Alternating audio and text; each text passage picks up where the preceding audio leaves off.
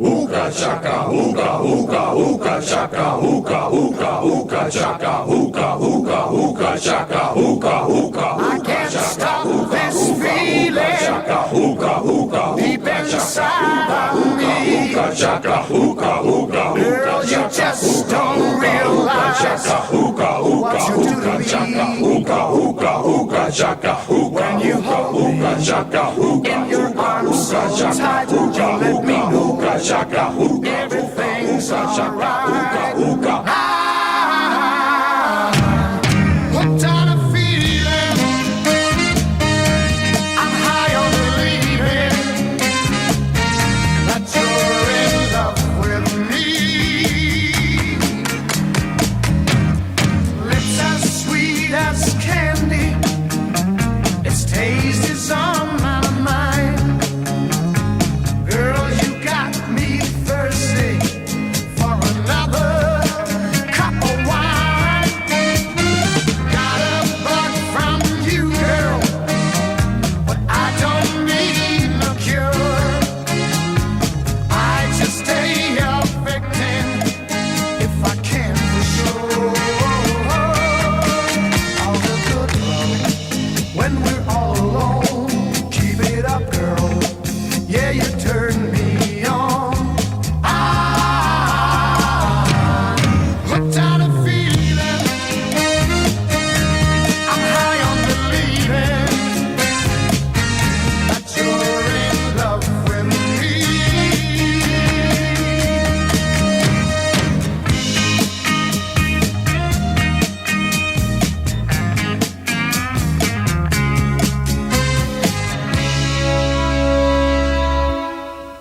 All the good love hookah chaka, hookah, hookah, hookah chaka, hookah, hookah, hookah chaka, hookah, yeah, you turn hookah me chaka, on. hookah, hookah.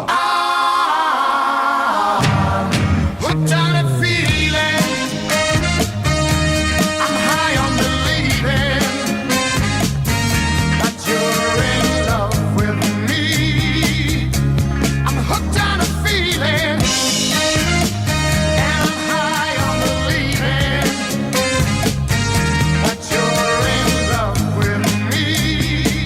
I said I'm hooked on a feeling, and I'm high on believing that you're in love with me.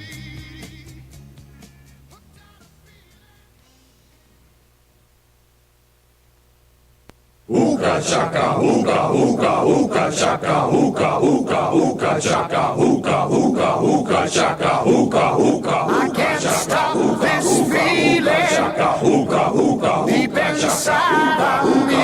Hookah chaka, hookah, hookah, Girl, you just don't realize what you do to me when you hold me in your arms so tight. You let me know everything's alright. Hooked on a feeling, I'm high on believing that you're in love with me. Lips as sweet as candy, its taste is on my mind. Girl, you got me thirsty for another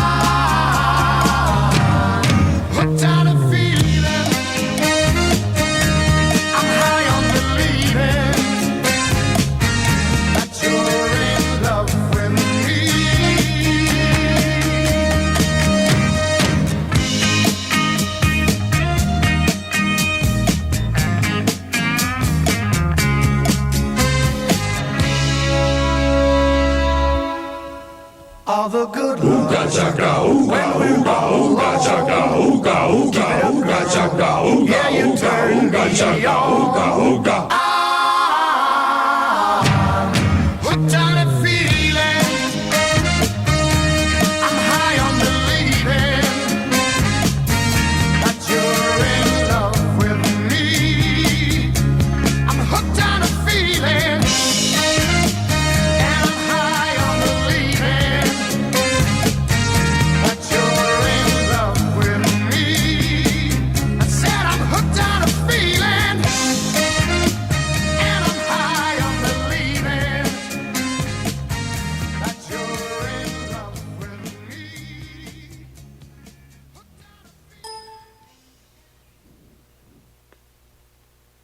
Ooga chaka, ooga, ooga, ooga chaka, ooga, ooga, ooga chaka, ooga, ooga, ooga chaka, ooga, ooga, I can't stop this feeling chaka, ooga, ooga, deep inside of me. ooga chaka, ooga, ooga, Girl, you just don't realize what you do to me ooga, ooga, ooga chaka, ooga, when you hold me chaka, ooga, in your arms so tight. You let me know chaka, ooga, everything's alright. ooga. I'm hooked on a feeling. I'm high on believing that you're in. And hello, everybody, and welcome on InlandValleyBaseball.com. Dave Sobera in the play-by-play. So glad you've joined us, wherever you may be, for Game 1 of the SPL semifinals, pitting the Inland Valley Pirates and the Solano Beach Cardinals. We're here at Torrey Pines High School, the home for the Solano Beach Cardinals. This will be actually the 6th meeting for these teams this season. They played 5 times in the regular season, with the Pirates falling in 3 out of the 5, although the Pirates actually winning the first game of a doubleheader last Friday. First pitch, line drive, left field off the bat of Patron to deep left field, and it's going to clip off the fence. Patron digging in for 2, and it's going to be a stand-up leadoff double for the Pirates. Actually, the left fielder, Wilson, taking a lot of time, and Patron even rounding second and thinking about going to 3. And just like that, first pitch of the game, Alec Patron gets us off to quite a nice start for the Pirates as he hits one off the fence. And speaking of the fence, if you'll notice here at Torrey Pines High School, just 312 down the left field line, 310 down the right field line, and 375 to center field. So home runs might be possible for the Pirates as Alberto Vargas comes to the plate. How about that start for the Pirates, though? Like we said, first pitch, Patron sees line drive off the left field fence off of Mike Waldron, starting pitcher for the Cardinals. Vargas trying to lay it down and sacrifice, but fouls it off, and it'll be 0-1 to the catcher from Chaffey College for the Pirates, Alberto Vargas. Here's what the lineup looks like for the Pirates. It'll be Patron, the shortstop, followed by Vargas, the catcher.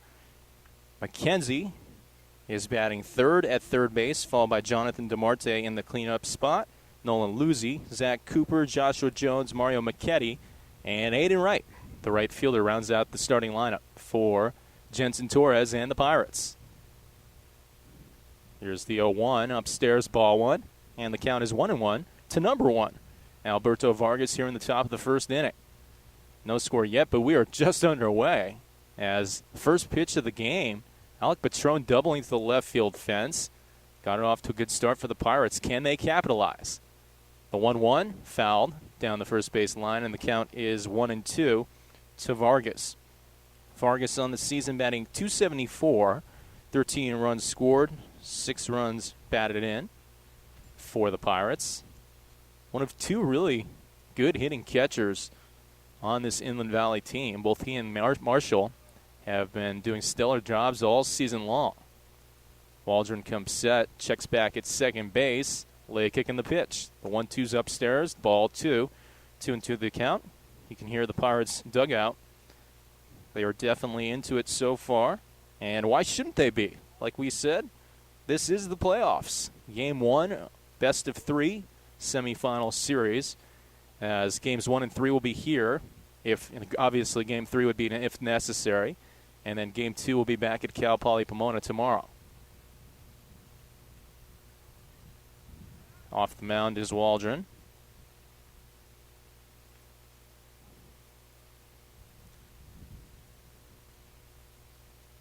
Alberto Vargas checking down at the third base coach and manager, Jensen Torres. He digs in with that wide stance. A lot of bend at the knees. Fouls this one off again. Out of play down the first base line. So Alberto Vargas doing what a good number 2 hitter does. Contacting the ball a lot, fouling off a number of pitches, seeing a lot of pitches, and giving the entire dugout exactly a good understanding of exactly what this guy has to offer, his full repertoire of pitches. Meanwhile, Waldron comes set, lay kicking the pitch. Foul back again to the screen. And so Vargas, he's being a very pesky number 2 hitter at that. As we mentioned, fouling off a number of pitches. And who's going to blink first, pitcher or hitter?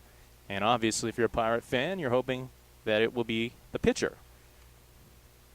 Obviously, you got to throw a lot of perfect pitches if he keeps fouling them off. And you're more likely as a pitcher to make a mistake if you do have to throw all these pitches. Time called for at the plate by Vargas, the catcher out of Chaffey College. He'll be a junior next season, looking to find a home for his final 2 years of eligibility. Waldron checks back at second base. Patron takes his lead. Another foul ball by Vargas. Getting a lot of encouragement from that dugout, the third base dugout for the Pirates. As you'll notice here, both teams wearing red jerseys, so a little bit tough to kind of decipher who's who at home, but obviously the Pirates are batting and the Cardinals are in the field here in the top of the first inning. Another pitch. This time it's a swing and a miss, strike 3, and down goes Vargas after a marathon at bat. And so tough at bat there, just in the sense for Vargas. It was good at bat, but he ends up striking out swinging as he talks things over here with Jonathan DeMarte, kind of giving him out pointers here as DeMarte's on deck. But up comes Brendan McKenzie. McKenzie, the third baseman here today, with a runner in scoring position in the form of Alec Patron, who doubled on the first pitch of the game. Waldron checks back at second. Pitch misses upstairs, ball 1. 1-0 the count to Brennan McKenzie. So McKenzie, followed by DeMarte and Luzzi, the heart of the order, due up here for the Pirates with a runner in scoring position, as the Pirates are looking to strike first blood here in the top of the first inning. Off to a good start. Can they capitalize? That's the question. Fastball, strike 1. 1-1 the count for the 6'3", 200-pound right-handed pitcher out of the University of Nebraska. A Cornhusker is Waldron. Waldron actually has a brother as well on the University of Nebraska. Takes his time and delivers as this one's fouled back, and the count is 1-2. So 1 ball and 2 strikes here with 1 out to Brennan McKenzie. Like we said, just getting started here at Torrey Pines High School, and game 1 of the Sunset League semifinals. This is the first actually ever Sunset League playoff game played. There'll be another one later today between the Oilers and Surf at 5 o'clock. Pitch misses inside for a ball, and the count is 2-2 to Brennan McKenzie. Brennan McKenzie, 6'2", 215 right-handed hitter, who will be a freshman next season at Cal Poly Pomona. So getting a lot of valuable experience this season, obviously with Cal Poly being the home field for the Pirates. 2-2 upstairs, ball 3, and the count is full. Payoff pitch to come to Brennan McKenzie, who for most of the season has been one of the best hitters on the team, but I think you'd say over the past couple of weeks he's been doing even a better job, as he has just been tearing it up. And we mentioned in a couple Fridays ago against the Saints, had a home run against them, and this past week went 7 for 17 and was in consideration for the hitter of the week in the SBL, but ultimately did not win it. But he was in the consideration of maybe the top 3 guys that were looked at and that were nominated in the discussions. Meanwhile, he's trying to right here, give the Pirates a lead in the top of the first inning with Patron at second base. And here comes the full count offering from Waldron. Waldron out of the stretch, delivers. Fly ball, shallow center field. Racing in to make the catch is Weaver. and that'll be the second out here on the weak fly out to center field, shallow center field at that.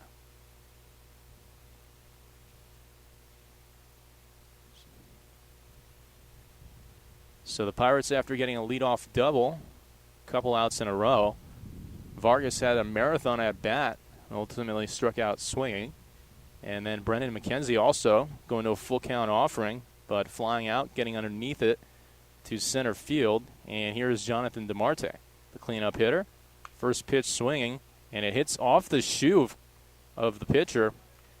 And so the pitcher to first, and down goes DeMarte. So the side is retired after a leadoff double on the first pitch of the game. Pirates looked like they were going to get off to maybe a 1-0 start, but couldn't take advantage of it. And at the end of one half inning, it remains scoreless at Torrey Pines High School.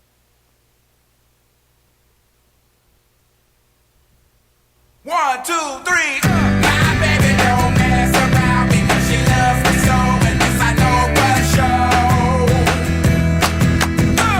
But does she really wanna? But can't stand to see me walk out the door. Don't try to fight the feeling, 'cause the thought alone is killing me right now. Thank God for mom and dad for sticking two together, 'cause we don't know how.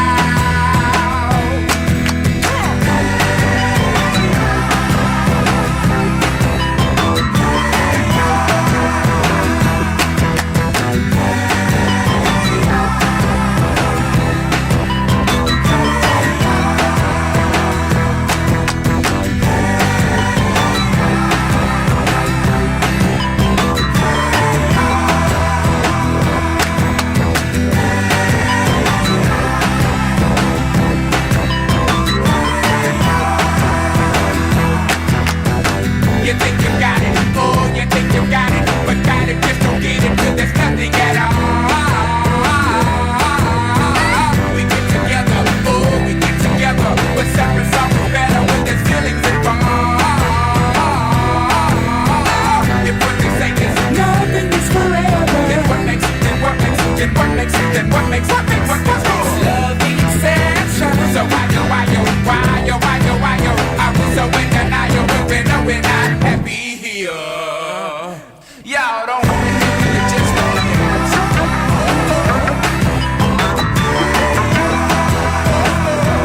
want to. To the bottom of one we go in a scoreless game. Pirates, after a leadoff double, failed to even move the runner over to third base even. And so obviously it remains 0-0 in game one of the SBL semifinals. Here's what the lineup looks like for the Cardinals. Leading off is David Wilson, the left fielder, working against Charlie Verone. First pitch swing, lined right at Zach Cooper. Little looper over to him for the first out, so one pitch and one out for Charlie Verone. How do you like that for efficiency if you're number 14? Coming up now will be Cole Weaver. Following him in the lineup will be the catcher Michael Benson, Cole Mueller, the first baseman, Nico Holm, Cole Klemke, Jack Kalogian, Christian Colon, and Connor Shadrew. The shortstop rounds things off for the Solano Beach lineup. Left-handed hitter to the plate, takes outside ball one. 1-0 the count to Cole Weaver. Not as many Coles in the lineup here today as we saw on Friday. Actually, we saw 4 Coles in the lineup on Friday for the Cardinals. Here today we see 3, so not as many, but pretty close, as the count is now 2-0 to Cole Weaver with 1 out in the bottom of the first inning. As we mentioned, it's Verone on the mound. Strike 1 on the outside corner, and the count is 2-1. Left to right across the outfield, Lucy, Jones, and Wright. Left to right across the infield, McKenzie, Patron, DeMarte, and Zach Cooper. Here's the pitch. Foul back, and the count is 2-2.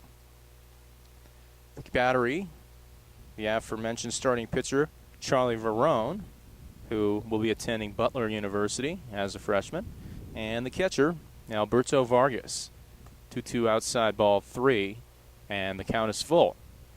Charlie Verone, in his last appearance, was 6 days ago against the OC Surf, and really pitched a great game. 6 innings of work, ground ball right side, 3-hopper over towards Jonathan DeMarte. Marte takes his time and makes the routine play over to first for the second out. But certainly 6 very stellar innings, no earned runs. Did allow 1 run, but it was unearned in that game. And it really kept the Pirates in the game. The Pirates struggling the whole game offensively, and the game actually stayed 1-0 all the way to the bottom of the 8th inning. And the Surf got a couple of insurance runs, and then the Pirates ended up falling 3-0. But obviously, wasn't Charlie Verone's fault, as we have a fly ball to deep center field, drifting back towards the track and the wall is Joshua Jones, and the side is retired in order here in the bottom of the first inning. At the end of 1, still no score from Torrey Pines High School. You're watching on InlandValleyBaseball.com.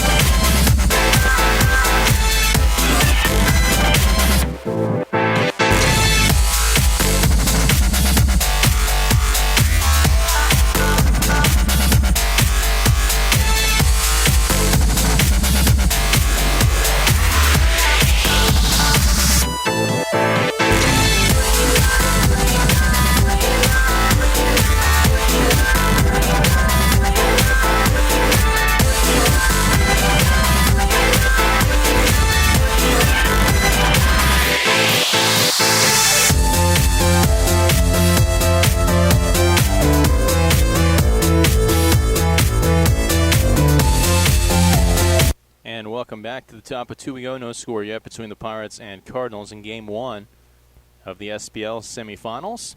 Nolan Luzi due up here in the top of the second inning. First pitch, swing and a miss. Strike 1, 0-1 the count. 5, 6, and 7 in the lineup due up for the Pirates. That would be Luzi, followed by Zach Cooper and Joshua Jones. Here's the pitch from Waldron. The 0-1. Liner to left field. Drifting back towards the track is Wilson. And Wilson makes the catch about a foot in front of the fence. So a deep fly ball out off the bat of Nolan Luzi. And as we mentioned, the dimension is a lot different here than at Cal Poly Pomona. Just in the sense that, like we said, 310 down the right field line and 312 down the left field line. And Cal Poly Pomona is very, very deep out pretty much everywhere in the outfield. So we're going to see a lot more balls that have a chance of going out here. We've already seen a couple of them. Fly ball behind the plate, actually in the field of play, caught by Waldron. And quickly, there are 2 outs here, a couple of flyouts for the Pirates in the top of the second inning. But like we said, the Pirates, a couple of times today, once Patron lining it off the fence, and then Luzi showing some warning track power as he flew it back to pretty much maybe a foot away from that fence. Strike 1 to Jones, 0-1 the count to Joshua Jones, the center fielder. Jones 11 runs scored and 6 runs batted in on the season for the Pirates. Here's the 0-1, line drive, left center field. Hangs up there for the center fielder, Klemke, who makes the catch in the shade. And the side is retired in order here in the top of the second inning on 3 consecutive fly ball outs. At the end of 1.5, it remains 0-0. You're watching on InlandValleyBaseball.com.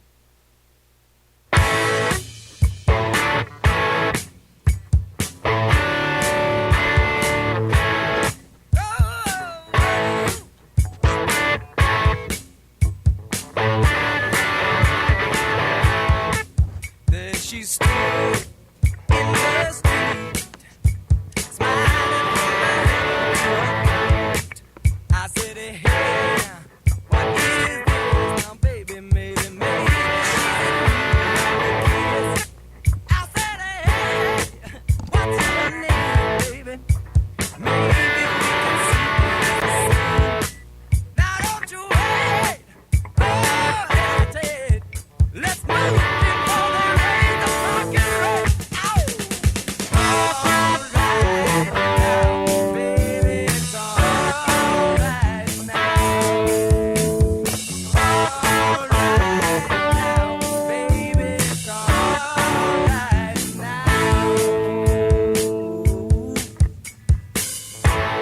let me tell you now.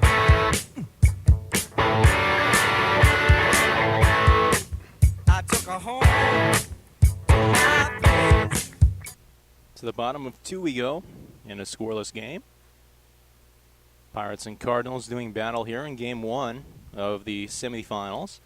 Cole Mueller, followed by Nico Holm, and Cole Klemke are due up 4, 5, and 6 in the lineup for the Cardinals here in the second inning. Verone delivers, and it misses low and in for ball 1. 1-0 the count. So Charlie Verone trying to do just what he did, like we said 6 days ago, against the OC Surf, which was really pitched 6 flawless innings, as he allowed just that 1 run, which was unearned, if you recall. And actually, the 1 run that scored, fly ball in foul territory down the third base line. Brendan McKenzie running after it, but it lands foul and out of play. If you remember, the 1 run that was scored on him, it should have been a 1-2-3 inning. He got the first 2 outs in that game, and then it was a routine ground ball to the shortstop, and it was mishandled.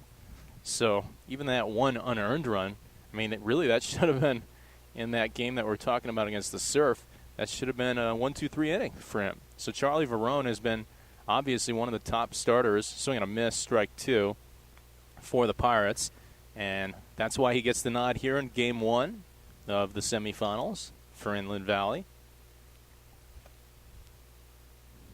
Here's a 2-strike pitch. Ground ball right side, 1 hopper to DeMarte, and DeMarte over to first for the first out here in the bottom of the second inning. So far so good for Charlie Verone. He's seen 4 batters and retired all 4. Got a couple of ground outs to the second baseman, a little flare out to the first baseman, and a fly out to center field as Nico Holm steps up to the plate for the first time. The third baseman for the Cardinals, wearing the number 14.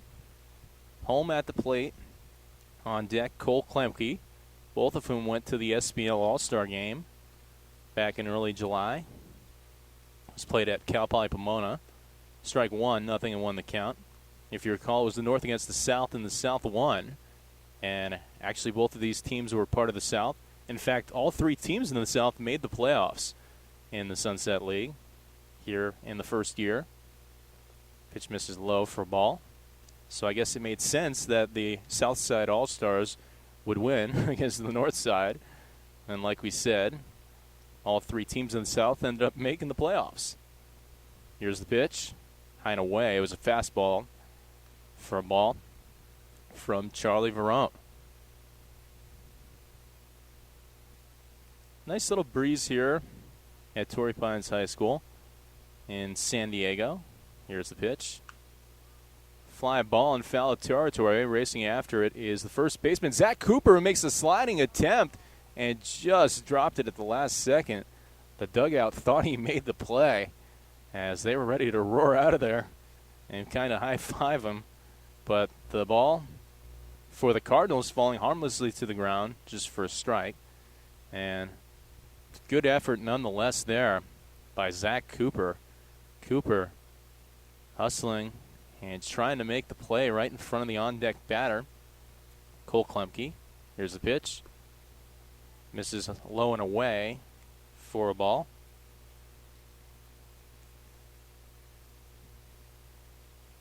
Like we said, it'd be interesting to see if somebody can hit a home run today, just because of the dimensions of the field. Ball 4, that's the first base runner of the day for the Cardinals. Because like we said, not too deep, especially down the lines. And I think as collegiate players go, obviously maybe you don't have the BB Core bats here in the Summer League, so maybe you don't have as much pop with the wooden bats, but still very doable for a college-level hitter. Here's the pitch. Swing and a miss. Strike 1. Nothing and 1 the count to Cole Klemke. Just like Nico Holm, the guy who batted before him, Cole Klemke made the All-Star game for the Cardinals in the Sunset League this season. Cole Klemke, 5'10", 165 out of Nebraska, where he'll be a sophomore next season. He takes strike 2, nothing and 2 the count. Hometown of San Diego, and went right here for high school, Torrey Pines. So, sounded like it was pretty easy to find the Cardinals. As we mentioned, this is his home high school field. Here's the 0-2 pitch, foul back and out of play over the dugout. And the count remains 0-2. So a nice job of protecting the plate there by Colt Klemke, the center fielder. That's the name of the game, to stay alive and to keep fighting off pitches and hope that somewhere along the line the pitcher might make a mistake because you've kind of worn him down and basically he's tired of seeing you. Meanwhile, we had a pick throw over to first base and actually bounced in the dirt. And Zach Cooper kind of blocking it, or maybe actually the base runner who slipped back head first in the bag also helped out blocking that as it was kind of loose in the dirt. And it looked like it may have touched that base runner and Nico Holm. 2-strike offering. Fly ball, left field. And that one might have the distance. That one's out of here. And we're talking about this shallow field. I mean, that's a routine fly ball at Cal Poly Pomona. But it clears the fence here, and it's 2-0 Cardinals. I mean, it was just a pop-up, really. But like we said, it carried. There's also a breeze, like we mentioned here, in San Diego. And just like that, the Cardinals are out to a 2-0 lead after it went pretty easy for the first 4 batters. Charlie Verone set them all down in order, then lost Nico Holm to a walk and gives up the home run to Colt Klemke. And so the 2 All-Stars, like we said, batting back-to-back. One draws the walk and the next one with a home run. And just like that, the Pirates are in a 2-0 hole in the bottom of the second inning. This is Jake Calagian. Calagian, the right fielder for the Cardinals. Line drive up the middle, base hit. So another hit here as 3 in a row have now reached base for the Cardinals. After, like we said, the first 4 retired, 3 in a row reaching base, the walk, the home run. Now line drive right back from where it came from up the middle for a base hit. Here's Christian Colon, the designated hitter. Colon, left-handed batter, wearing number 24, batting in the number 8 spot. It's worth noting, if you've been with us all season long, there's been the EH rule, which is the extra hitter rule, in Sunset League play. And that rule is gone for the playoffs. Just 9 position players in the playoffs. So no EH. First pitch misses low for ball 1. And the count is 1-0. Charlie Verone on the mound, working out of the stretch, checking over at first base, where the runner, Jack Calogian, takes his lead. Pitch is called a strike. And the count is 1-1 to the hitter, Christian Colon. Colon, followed by Shad Drew, and then back to the top of the lineup for the Cardinals here in the bottom of the second inning.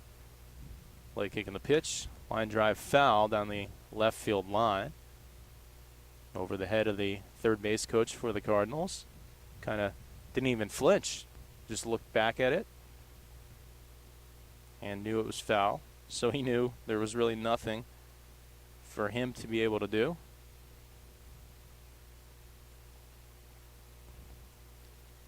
Meanwhile, Verone comes set and makes a little pick throw over to first.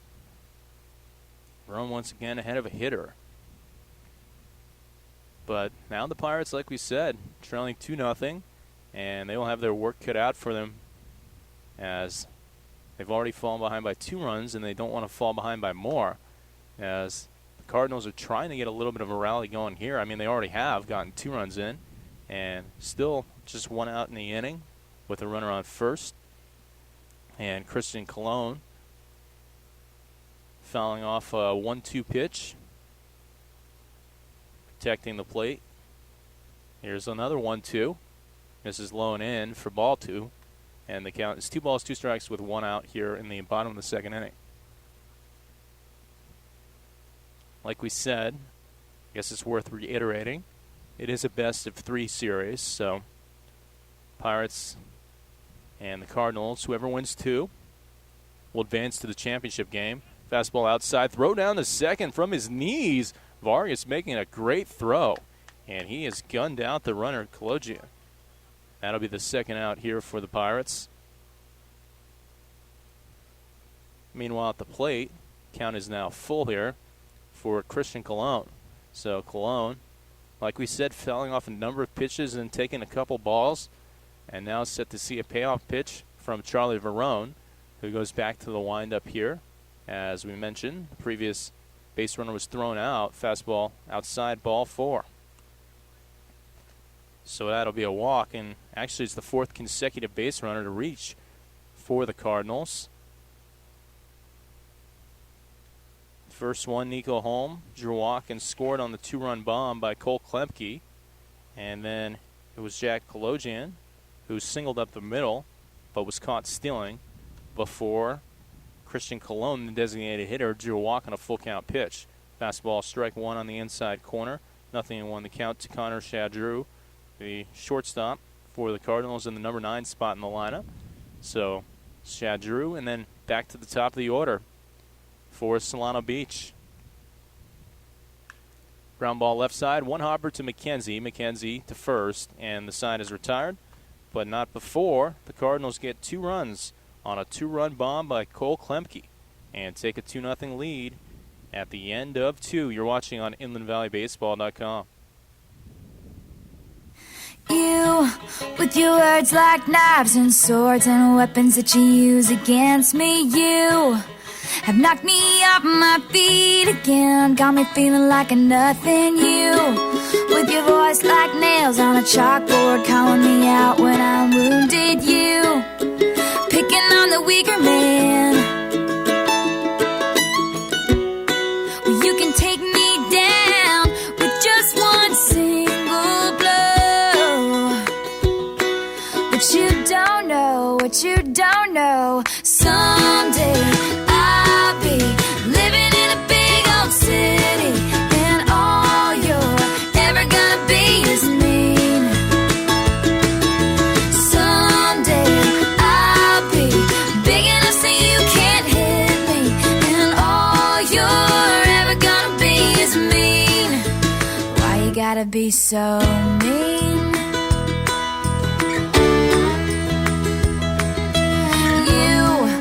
Switching sides and your wildfire lies and your humiliation. You have pointed out my flaws again, as if I don't already see them. I walk with my head down, trying to block you out, cause I'll never impress you. I just wanna feel okay again. To the top of 3 we go. 2-0 to score. The Cardinals on top after 2 home run in the second inning. First pitch, strike 1, 0-1 the count to Mario Michetti, the designated hitter, batting in the number 8 spot for the Pirates. After him, it'll be Hayden Wright, and then back to the top of the order we'll go. Little grounder over towards the second baseman, Weaver. Mario Michetti trying to dig it out, but the play is made on the run by the second baseman for the first out here in the top of the 3rd inning. 1 up and 1 down for the Pirates as Hayden Wright steps up for the first time. Hayden Wright, the sophomore to be at Mount Sac, batting .218 on the season, 10 runs batted in, 5 runs scored. And like we said, it was almost like he was designed to be in that right field position. Meanwhile, we got a loud airplane overhead. Can barely even hear myself talking, so I don't know if you can even hear me. But it is literally right over our heads as the pitch misses up and in for ball 1. 1-0 the count to Hayden Wright. So the plane is flying away now as the 1-0 called a strike, a breaking pitch, and it is 1-1 to Hayden Wright. Hayden Wright, a second-year member of the Inland Valley Baseball Association. Played for the OC Bucks in 2015 and obviously here with the Pirates in 2016. Late kick on the pitch. The 1-1 misses low and away for ball 2. 2-1 the count. Well, the Pirates, it looked like potentially they were going to be the ones who take the lead in the first inning after a leadoff double. 3-1 the count now as the pitch misses for a ball. But after that leadoff double, Pirates haven't been able to muster any offense. In fact, the next 7 in a row have been retired by Mike Waldron. Hayden Wright set to see a hitter's pitch. 3-1 the count. Check swing and is right back to the pitcher Waldron. So down goes Wright for the second out. And it continues. The offensive woes for the Pirates continue, as now it's been 8 in a row retired by Waldron. And up comes Alec Patron. Patron, the only man on the day so far to reach base. Doubled off the left field fence on the very first pitch of the game. And we thought maybe we'd have something special in just the first inning for the Pirates. Pitch misses inside, ball 1. 1-0 the count to the New Yorker, who attends Pace University. Here's the pitch.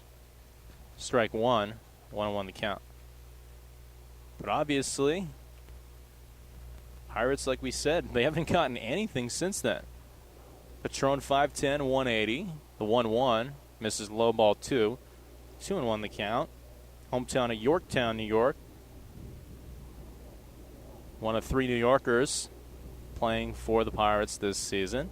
The other one is the cleanup hitter, Jonathan DeMarte. We also have Skylar Bates as well, who we figure to see maybe in relief at some point. Meanwhile, we get the plane once again flying overhead here. Here's the pitch, called strike 2.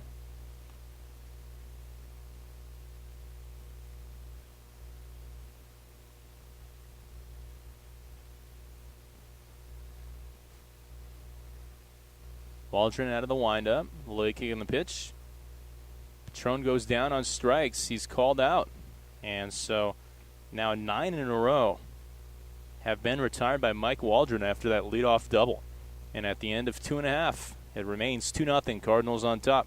You're watching on InlandValleyBaseball.com.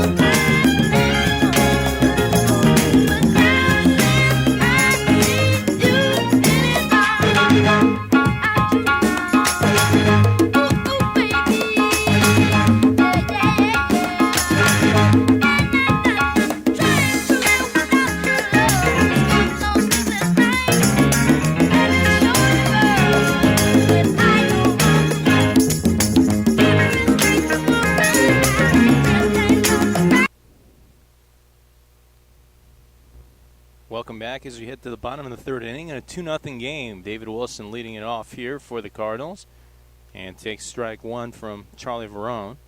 And Wilson, the leadoff hitter for Solano Beach, 0 for 1. Hit kind of the little looper to the first baseman, Cooper, in his first at-bat. Takes for a ball here. And the count is 1-1.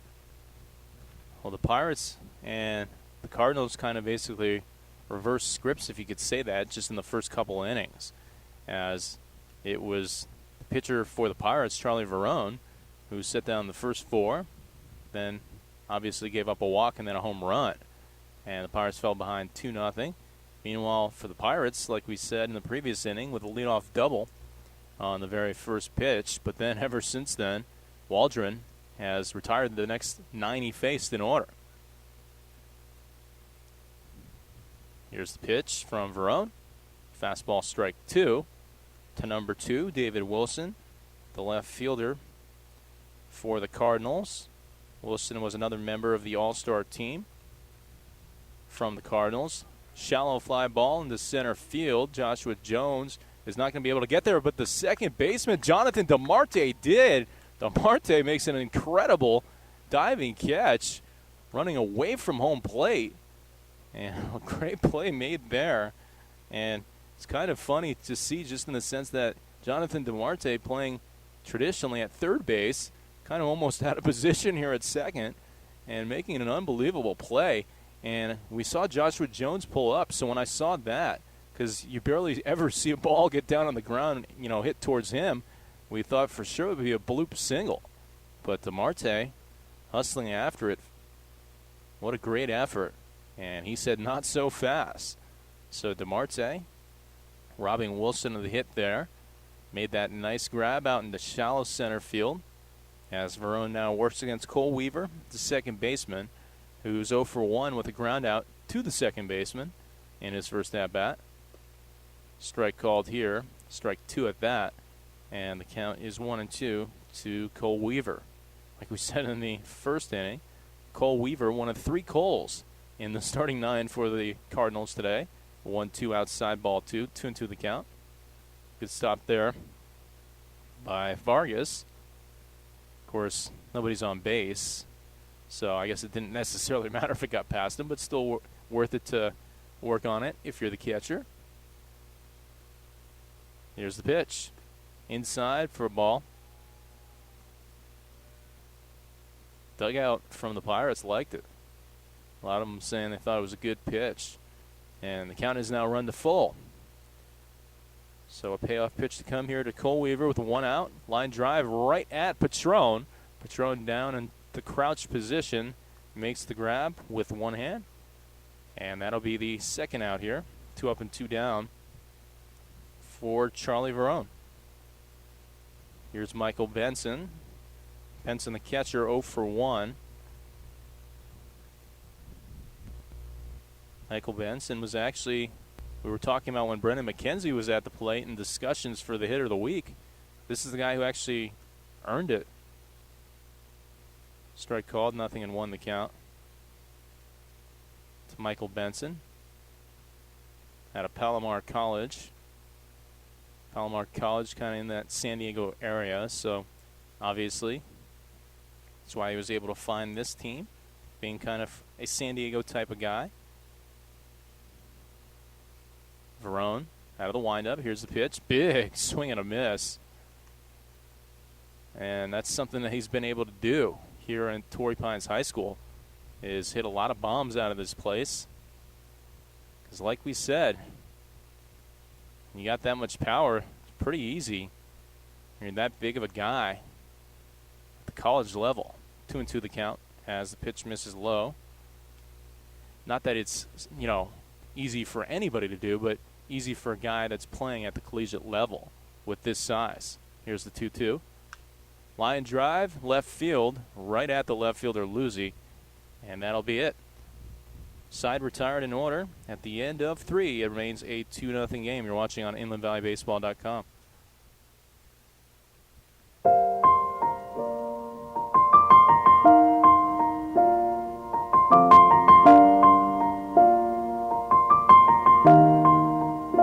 It's been a long day without you, my friend, and I'll tell you all about it when I see you again. We've come a long way from where we began. Oh, I'll tell you all about it when I see you again. When I see you again. Damn, who knew? All the planes we flew, good things we've been through. Then I'll be standing right here talking to you about another path. I know we love to hit the road and laugh, but something told me that it wouldn't last. Had to switch up, look at things different, see the bigger picture. Those were the days, hard work forever pays. Now I see you in a better place. How can we not talk about family when family's all that we got?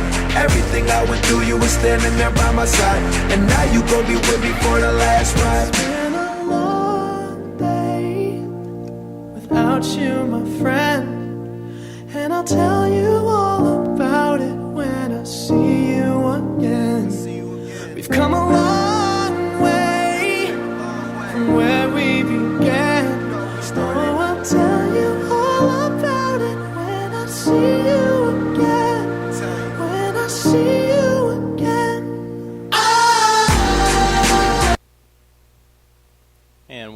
back. 2, 3, and 4 due up here for the Pirates in the top of the 4th inning. Game's been going by relatively quickly so far, as the first 3 innings have been completed in about 40 minutes. And that would happen just because both pitchers have really been cruising. Even the one inning where 2 runs were allowed happened pretty quickly. This one grounded off the third base bag. Vargas digging in for second. No, he'll put on the brakes as he takes a long cut around the bag. And actually the throw overshot the head of the second baseman, but a good backup job there by the first baseman as Vargas had to stay at first. But Alberto Vargas stops that string of 9 in a row set down by Waldron. And now the Pirates are looking to do some damage with a leadoff base hit for the second time today. Of course, the first time didn't fare too well as Patron led off with a double in the first inning. And they weren't even able to advance him to third. A one-way lead there by Vargas. Here's the pitch. Upstairs, ball 1. 1-0 the count to number 1-0, Brennan McKenzie, who's 0 for 1 in the game. Flew out to the center fielder, Cole Klemke, in the first inning.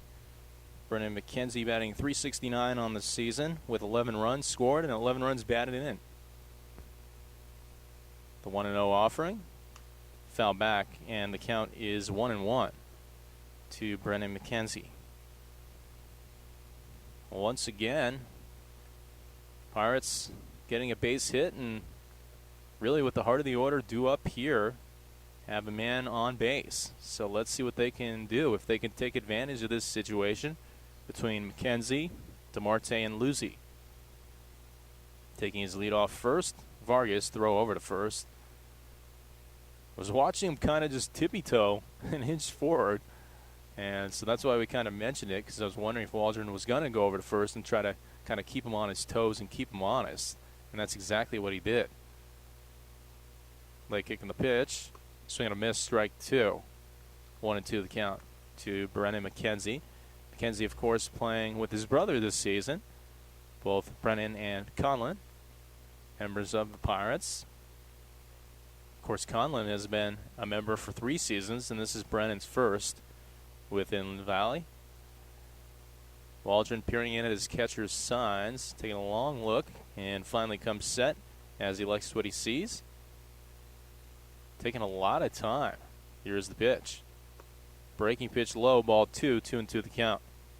If you're a hitter at the plate, you might think about calling for time yourself, because like we said, it's taking a lot of time, and sometimes that can kind of throw you out of your rhythm or kind of throw out of your momentum if you're the hitter.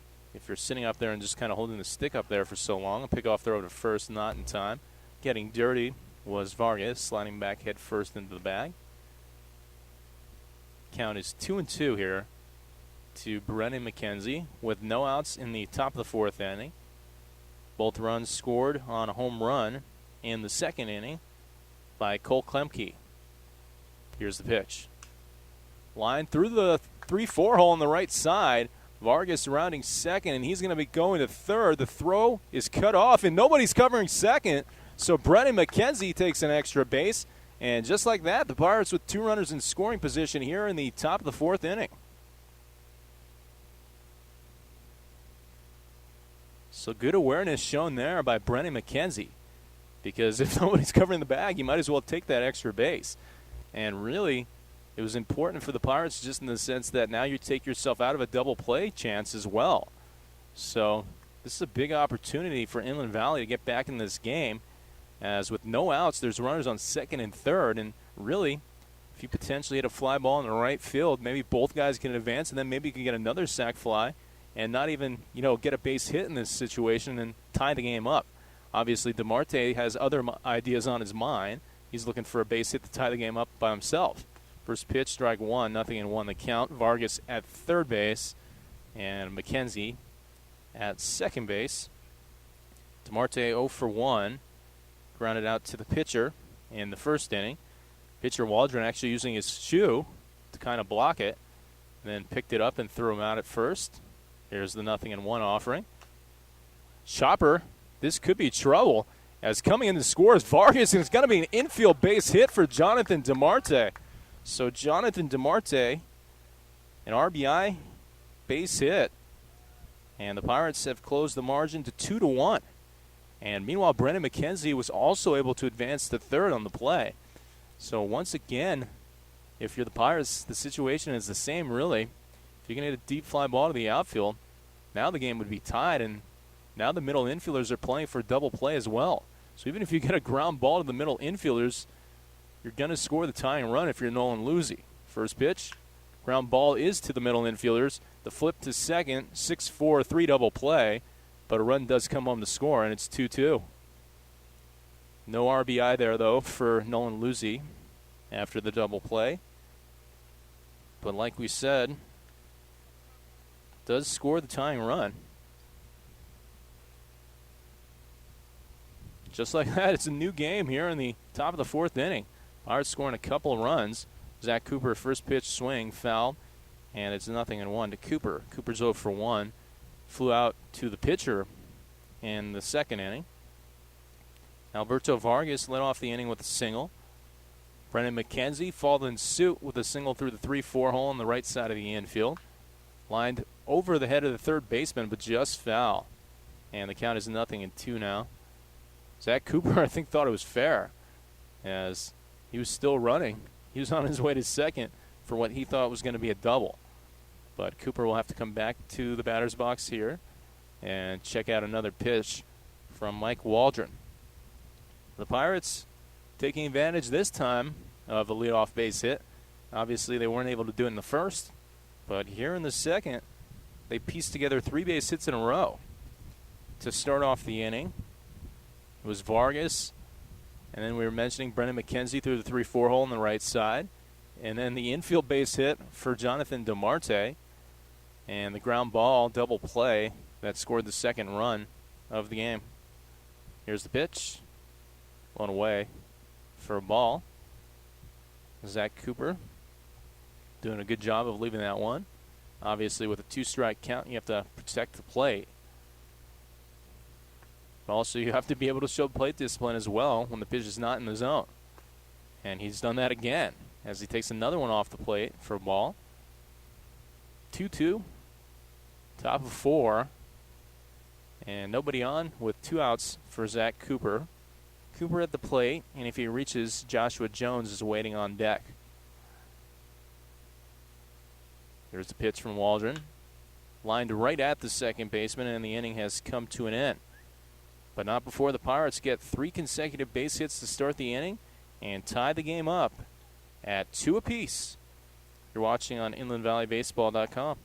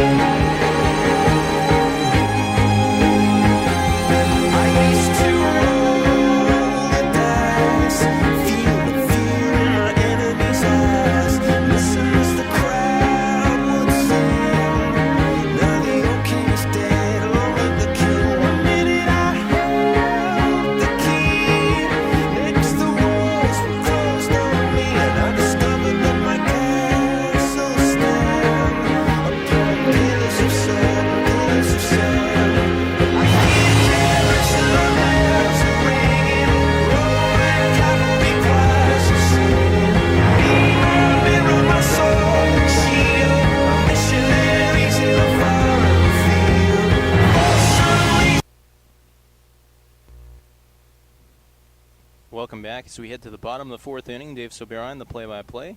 So glad you've joined us on InlandValleyBaseball.com. Cole Mueller to the plate, 0 for 1, grounded out to the second baseman in his first at-bat. This one's going to be a grounder to the pitcher, Verone, who blocks it and makes the throw to first. And so just like that, 1 pitch and 1 out for Charlie Verone here in the bottom of the fourth inning. After Verone's squad, the Pirates have tied it up for him. and giving him some run support with 3 consecutive base hits to start off the top of the 4th inning.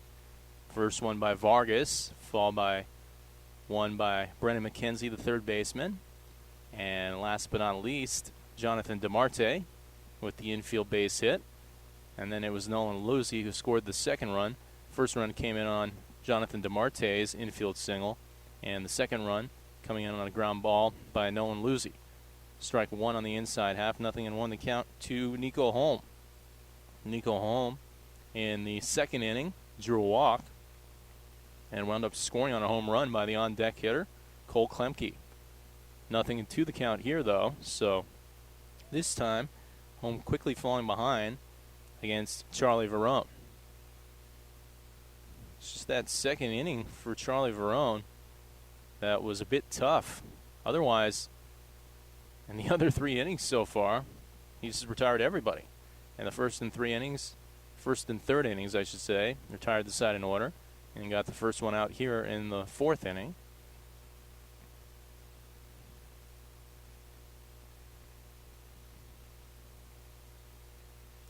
Here's the pitch, foul back, and it remains a 2-strike count here for Nico Holm after the pitch was kind of fouled on top of the dugout over towards the first base dugout. Interesting to note that the first base dugout is also the home dugout here, just as it is at Cal Poly Pomona. That's the dugout the Cardinals occupy. 2-strike pitch, fly ball, foul territory down the first base line, and not playable for anybody between Zach Cooper, the first baseman, and Hayden Wright, the right fielder. But Zach Cooper, in relentless pursuit of it, actually lost his hat chasing after it. Like we said, there is a good amount of wind here, so that's also maybe part of the reason why his hat was maybe blown off, although obviously sprinting hard after it was Zach Cooper.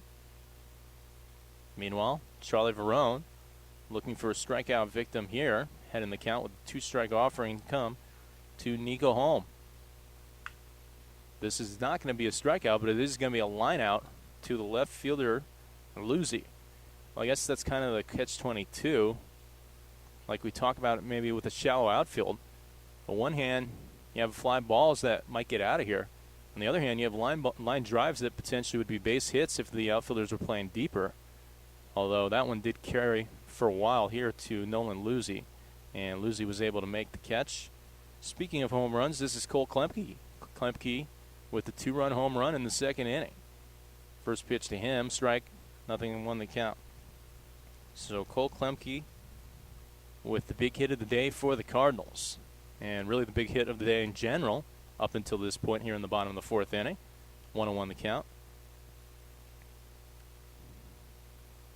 Actually, Klemke just has 1 of 2 hits for the Cardinals in this game.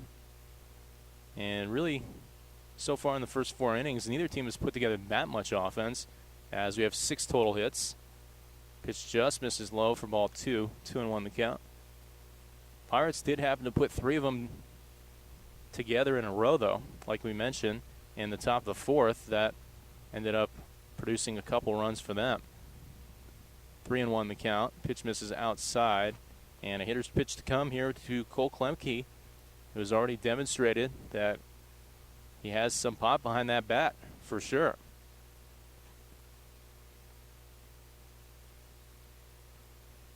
(3-1) in there for strike 2, and the count is now full. So it's Charlie Verone not shying away, not backing away from Cole Klemke, who homered off him the first time, going right back to work on a 3-1 offering. Here comes the full count pitch.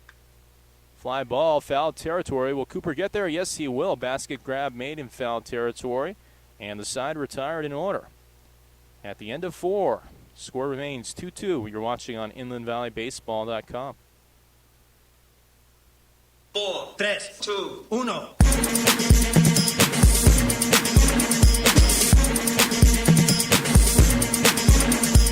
Listen up, y'all, cause this is it. The beat that I'm banging is delicious. Fergalicious. Fergalicious definition make them boys go loco. They want my treasures so they get their pleasures from my photo. You can see me, you can't squeeze me. I ain't easy, I ain't sleazy. I got reasons why I tease them. Boys just come and go like seasons. Fergalicious, so delicious. But I ain't promiscuous, and if you were suspicious, all that is fictitious. I blow kisses. That puts them boys on rock, and they be lining down the block just to watch what I got. So delicious. It's hot, so delicious. I put them boys on rock, so delicious. They want a taste of what I got. Taste it. Fergalicious, Fergalicious, Fergalicious, Fergalicious definition make them boys go crazy. They always claim they know me, coming to me, call me Stacy. I'm the F to the E, R, G, the I, the E, and can no other lady put it down like. To the top of 5 we go. 2-2 the score. Pirates and the Cardinals. And a good one here in Game 1 of the SBL semifinals. Joshua Jones leading things off in the number 7 spot in the lineup. First pitch, up, ball 1. 1-0 to count to Jones. Jones, McKetty, and Wright due up. And this is a good guy to start off your inning in Joshua Jones because, like we said, he has a lot of speed.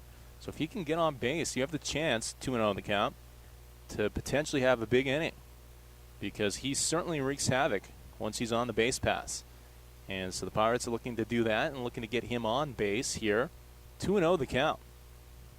2-0 in there for strike 1, 2-1 the count. I think Jones is pretty much taking there the whole way. As Joshua Jones, like we said, is getting on base. He is a problem for sure. High chopper, foul down the third base line, and the count is 2-2. 2 balls, 2 strikes, no outs. Top of 5 in a 2-2 game. Cardinals scoring 2 in the second. Pirates answering with 2 in the fourth. 2-2 swing and a miss. Strike 3. Down he goes. First out here in the top of the 5th inning. And that'll bring up Mario McKetty. McKetty's 0 for 1. Grounded out to the second baseman. McKetty's a guy who's been swinging a really hot stick as of late out of Pittsburgh State, where he'll be a sophomore next season. Left-handed hitter, waiting the first pitch and taking outside for ball 1. 1-0 the count. McKetty batting .305 on the season. 6 runs scored, 6 runs batted in for the Pirates. The 1-0, swing and a miss, blown by the hitter. Strike 1. 1-1 the count. McKetty certainly, definitely, over the last 2 to 3 weeks now is batting really well. Lifted strike 2 called on the outside corner. Lifted his overall batting average over 300 and got the conference batting average up to near 400.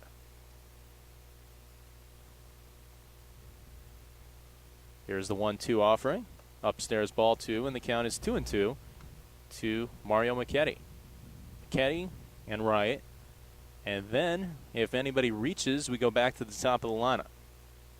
Waldron remains on the mound for the Cardinals. Here's the pitch out of the windup. Hits McKetty in the leg. And so Mario will make his way down to first base. As also the first base coach, Chad Cordero, will also make his way down to first here, now that he has a runner on first base here in the top of the 5th inning. And up comes Hayden Wright. When you look at Hayden Wright's batting average, maybe not the best of batting averages, but what he has done well was in RBI opportunities. I mean, he has 10 runs batted in. That's among the tops on the team. Obviously, nobody in scoring position here for Wright, but still, he has been a clutch hitter for the Pirates when he's been asked to be clutch. Runner goes. That's McKetty. It was a hit and run fly ball, shallow right center field. Will it drop down? Yes, it does. It gets down for a bloop base hit in that Bermuda Triangle type of zone. In the middle of the center fielder, right fielder, and second baseman, all three kind of converging upon the baseball, but nobody was able to get there in time. And so a bloop base hit for Hayden Wright. And the Pirates now with 2 runners on and 1 out in the top of the 5th inning, and Patron to the plate. Patron's 1 for 2, doubled to left field, and in fact off the left field fence in the first inning, and struck out looking in the third. big moment here in the top of the fifth for the Pirates to try to take the lead, as Waldron will step off the mound and take a little bit of time here to decipher about exactly what, in fact, he wants to go with on the first pitch to Alec Patron. Patron, very smart hitter at the plate for sure, batting .287 entering the day. Long look back at second. Here's the pitch. Upstairs, ball one, 1-0 the count. Patron leading the team in runs scored with 20. And really, it's not even close. I mean, his 20 runs, I believe it's Brendan McKenzie who's next with 13. So 7 more than the second most on the team. Here's the pitch. Fly ball, right center field. Going to make the catch is Klemke. Tagging up will be McKetty. And so McKetty to third. But that'll be the second out. Cardinals obviously trade the second out there for the runner advancing to the third. But at least for the Pirates, they do move the runner over. And obviously there is a potential for maybe a pass ball or a wild pitch and a run comes home to score. Or even an error. But Vargas isn't thinking that. Vargas is thinking, I got a base hit the last time up, and I'm looking for my second of the day, and I'm looking to give my team the lead with runners on the corners and 2 outs here in the top of the 5th inning. Waldron, he's set. Late kicking the pitch. First pitch swing. Ground ball left side. Making a diving play was the third baseman. Vargas to first is safe. So Vargas beats it out for an infield single. McKetty in the score, and the Pirates have taken a 3-2 lead. Pirates, after falling behind 2-0 in the second inning, have found a way to scratch and claw back in this game, tied it up 2 apiece in the 4th, and now an infield base hit in the 5th inning gives them the lead. And here comes the big guy, Brendan McKenzie, who calls for time. We were talking about this earlier. It seemed like Brendan McKenzie was kind of standing up there forever his last plate appearance, almost like a statue. And actually, I was saying when he was up there, maybe he should call for time, and here he does this time. As the pitcher, Mike Waldron, very deliberate, takes a lot of time when he comes set. Here's the pitch. First pitch, ball one. 1-0 the count. So Alberto Vargas with the RBI single, infield base hit, scoring. Mario McKetty, who was hit by a pitch. That's how this whole rally started for the Pirates. The 1-0, fouled behind the plate, and the count is 1-1 to Brendan McKenzie. McKenzie 1 for 2. Singleton scored the second run of the game for the Pirates in the 4th inning. Also flew out in the 1st inning to center field. We talked about Hayden Wright being a little bit of a clutch hitter for the Pirates. Brendan McKenzie has definitely been a clutch hitter all season long. And he has the batting average to show it as well at .369. Here's the pitch. Up and in for a ball. Pirates looking to do some more damage here in the top of the 5th inning. 1 run in and 2 runners on base with the number 3 hitter at the plate. Set to see a hitter's pitch. 2-1 the count. Waldron checking back at second. No one holding him on. And this one's fouled back, and it's 2-2. A lot of foul balls off the bat of McKenzie today. A lot of them going pretty much in the same spot. Kind of directly behind home plate. A lot of times they say when you foul it directly behind home plate, though, you're just kind of a fraction, a sliver away from squaring it up and lining it up the middle. 2 balls, 2 strikes, 2 outs, 2 runners on, 3-2 the score, top of the 5th inning. Pirates have taken a lead here in the top of the 5th. Got 2 in the 4th and 1 here in the 5th. Here's the pitch. Down low, ball 3. The count has run to full. Payoff pitch to come. Jensen Torres telling both runners that they will be in motion with a full count offering and 2 outs in the top of the 5th inning. So they will both be off with the pitch. And so obviously Brendan McKenzie's able to get a hold of one. That could be big for the Pirates. Be able to maybe score a run here. Here's the payoff pitch. Lined right at the shortstop, and the inning is over. But the Pirates get one more run. We're halfway through this baseball game, and the Pirates lead 3-2. You're watching on InlandValleyBaseball.com.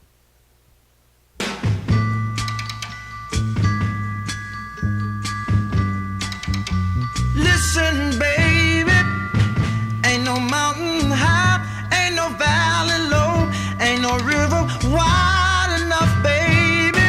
If you need me, call me. No matter where you are, no matter how far. Don't worry, baby. Just call my name. I'll be there in a hurry. You don't have to worry. 'Cause baby, there ain't no mountain high enough.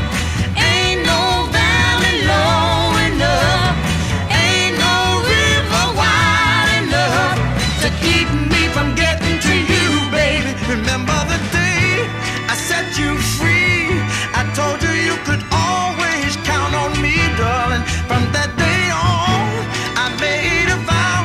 I'll be there when you want me, some way, somehow. Oh, baby, there ain't no mountain high enough.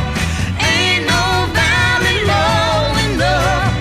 Ain't no river wide enough to keep me from getting to you, baby. Oh, no, darling. No wind, no rain, or winter's cold can stop me, baby. No, no, baby. 'Cause you are If my you're ever in love. trouble, I'll be there on the double. Just send for me, oh, baby. My love is alive, way down in my heart, although we are miles apart. If you ever need a helping Welcome back as we head to the bottom of the fifth inning. Thank you for everybody joining us here on InlandValleyBaseball.com, as we have a number of different people watching from around the country, really, not just in California. We also have somebody watching in Virginia, as well as Washington and Delaware, Florida represented, as well as New Jersey and New York. Here's the pitch. Swing and a miss. Strike one. 0-1 the count as Charlie Verone steps on the mound for his fifth inning of work. First pitch was a swing and a miss by Jack Kalosian, the right fielder, who is 1 for 1 on the day. Had the single up the middle. Pitch misses low for ball one. 1-1 the count. And then was caught stealing second base. Actually, it was a throw by Vargas. Vargas from his knees made the play. It was a really special throw by Alberto. 2-1 the count. Pitches off the plate outside for a ball.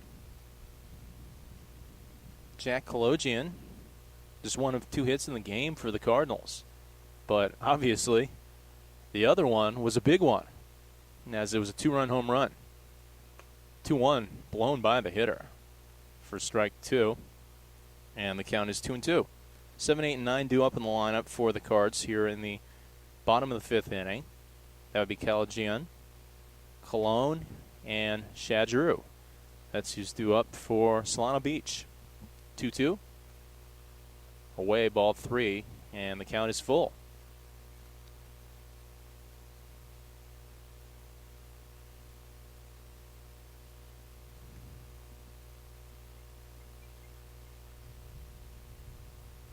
Charlie Verone doing just what he did pretty much like we said in his last outing against the Surf, really holding out the opposition to a minimum amount of runs as this pitch misses away for ball 4, and Kalosian will draw the walk. That actually stopped a string of 7 in a row retired by Charlie Verone as he retired the side in order, I should say, in the 3rd and 4th innings. Actually retired the side in order in the 1st inning. So actually 3 of his 4 innings he did that.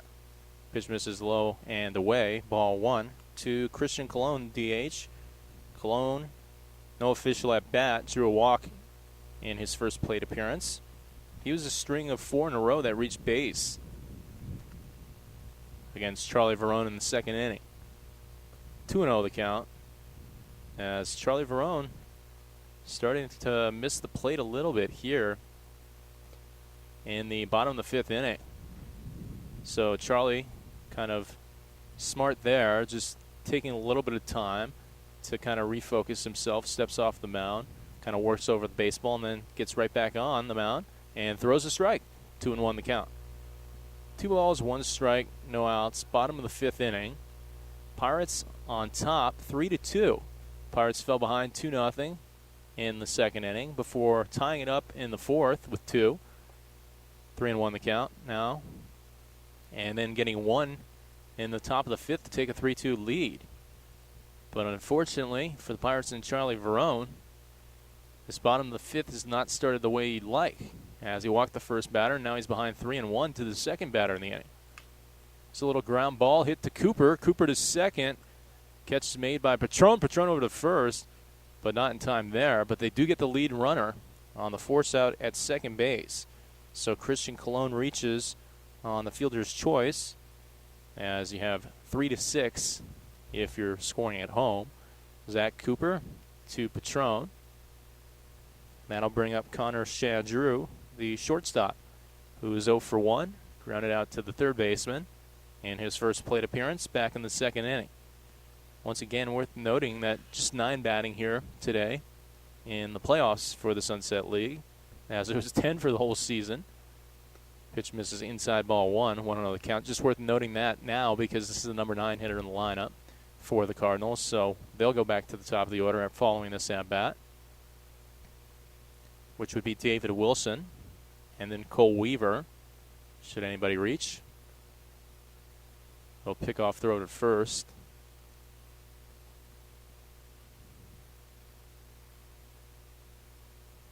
As you know, this is the first year for the Sunset Baseball League.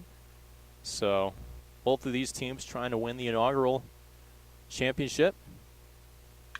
Ground ball left side. Could be a tailor-made double play. Took a hard top, though. And the flip made, they still almost turned 2. Almost. But actually the first baseman's foot was off the bag. So Patron, the ball was hit so hard that even though he kind of bobbled it, he was still able to make the flip to DeMarte. And DeMarte to first. But like we said, first baseman's foot was off the bag, that being Zach Cooper. And so Connor Shadrew reaches on a fielder's choice, 6-4. As David Wilson, the leadoff hitter, steps up to the plate with 2 outs here in the bottom of the 5th inning. Meanwhile, we're going to get a pinch runner in at first base. So Connor Shadrew's day is done here in the bottom of the 5th inning. First pitch strike, 0-1 the count to David Wilson. David Wilson was at the All-Star game representing the South Side in the Sunset League. It's Alex Rado. As we get a pickoff throw over there. Alex Rado is the man who came in to pinch run for Connor Shadrew.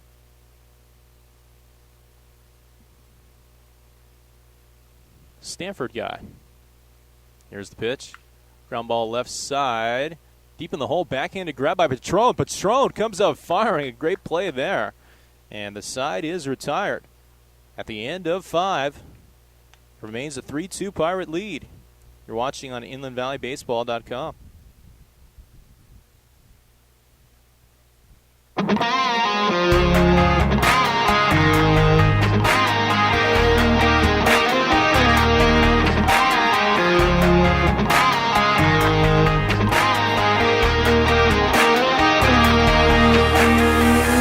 Mixtape's got a little Hank, little Drake, a little something bumping, thumping on the wheel, right? The mix in our drinks a little stronger than you think, so get a grip, take a sip of that feel, right?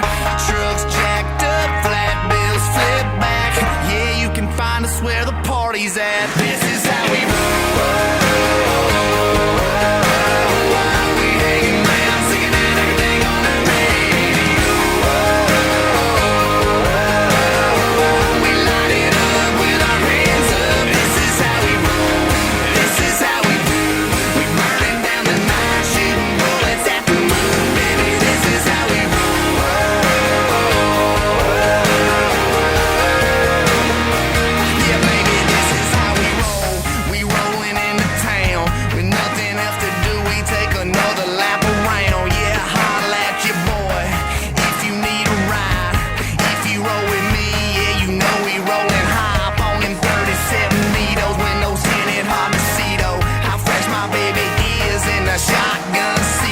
Them kisses are for me though, automatic like a free throw. This life I live, it might not be for you, but it's for me though. Let's this is how we roll. We hanging round, singing out everything on the radio. We light it up with our hands up. This is how we roll. This is how we do. And welcome back as we head to the top of the 6th inning. Pirates on top by a score of 3-2. Alex Hommick is in here to relieve Mike Waldron. So Hommick, the new pitcher here for the Cardinals out of San Diego Mesa College. 6'5", 205. Right-handed pitcher going against Jonathan DeMarte, the cleanup hitter for the Pirates.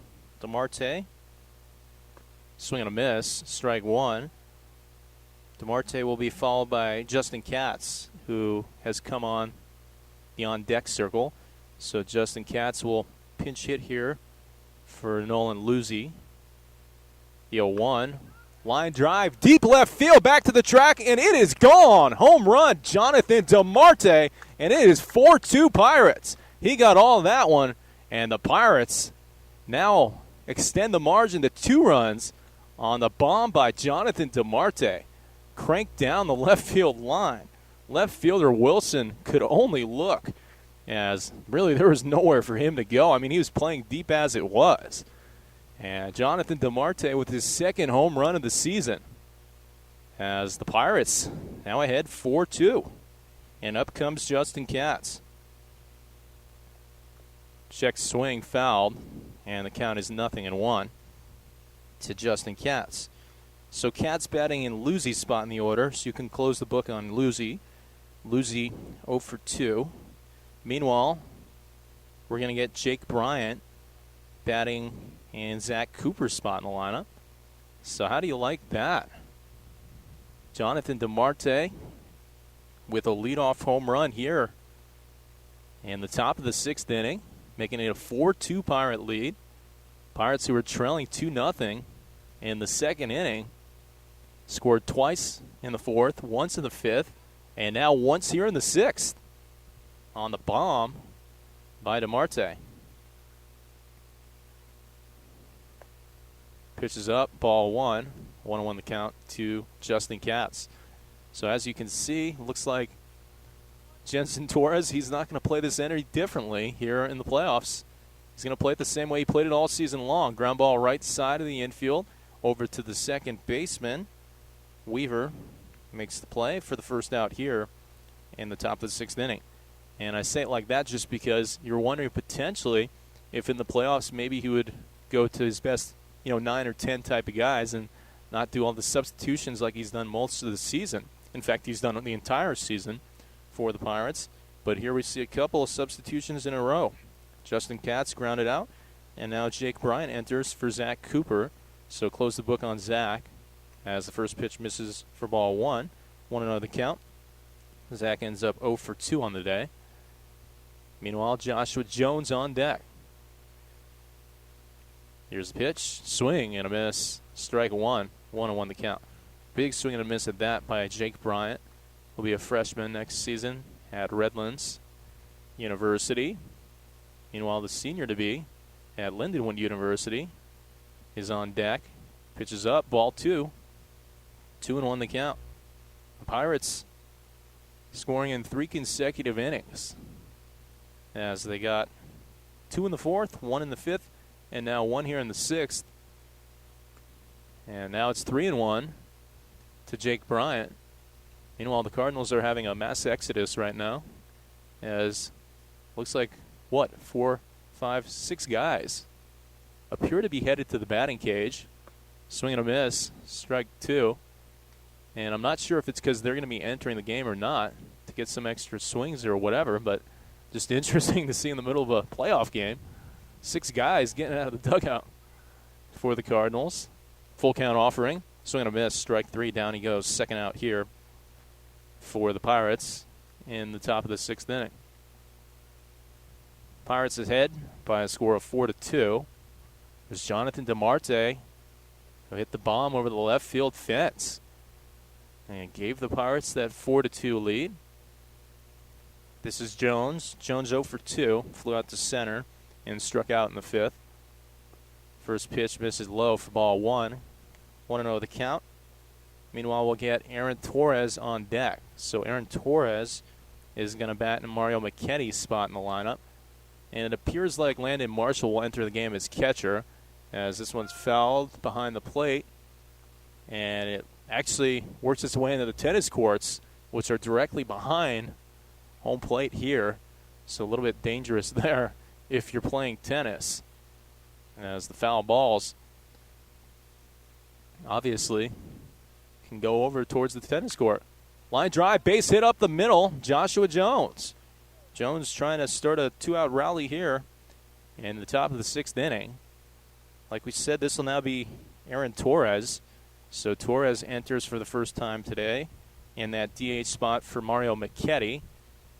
Meanwhile, looks like we're going to get Rayon Barron. Barron looks like will bat for Hayden Wright.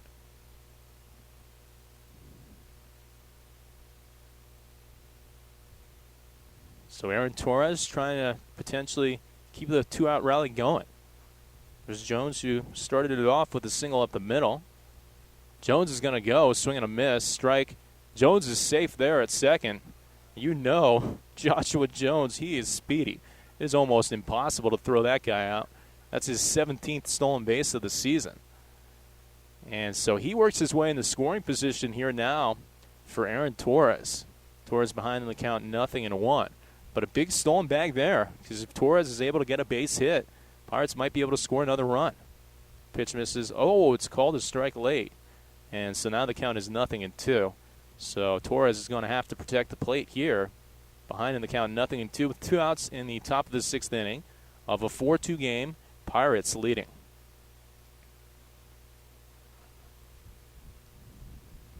Late kicking the pitch. The 0-2 low and away. Ball 1. Torres putting his hand out, telling the runner, Jones, to stay put at second base, that it didn't get it far enough away from the catcher Benson to be able to advance.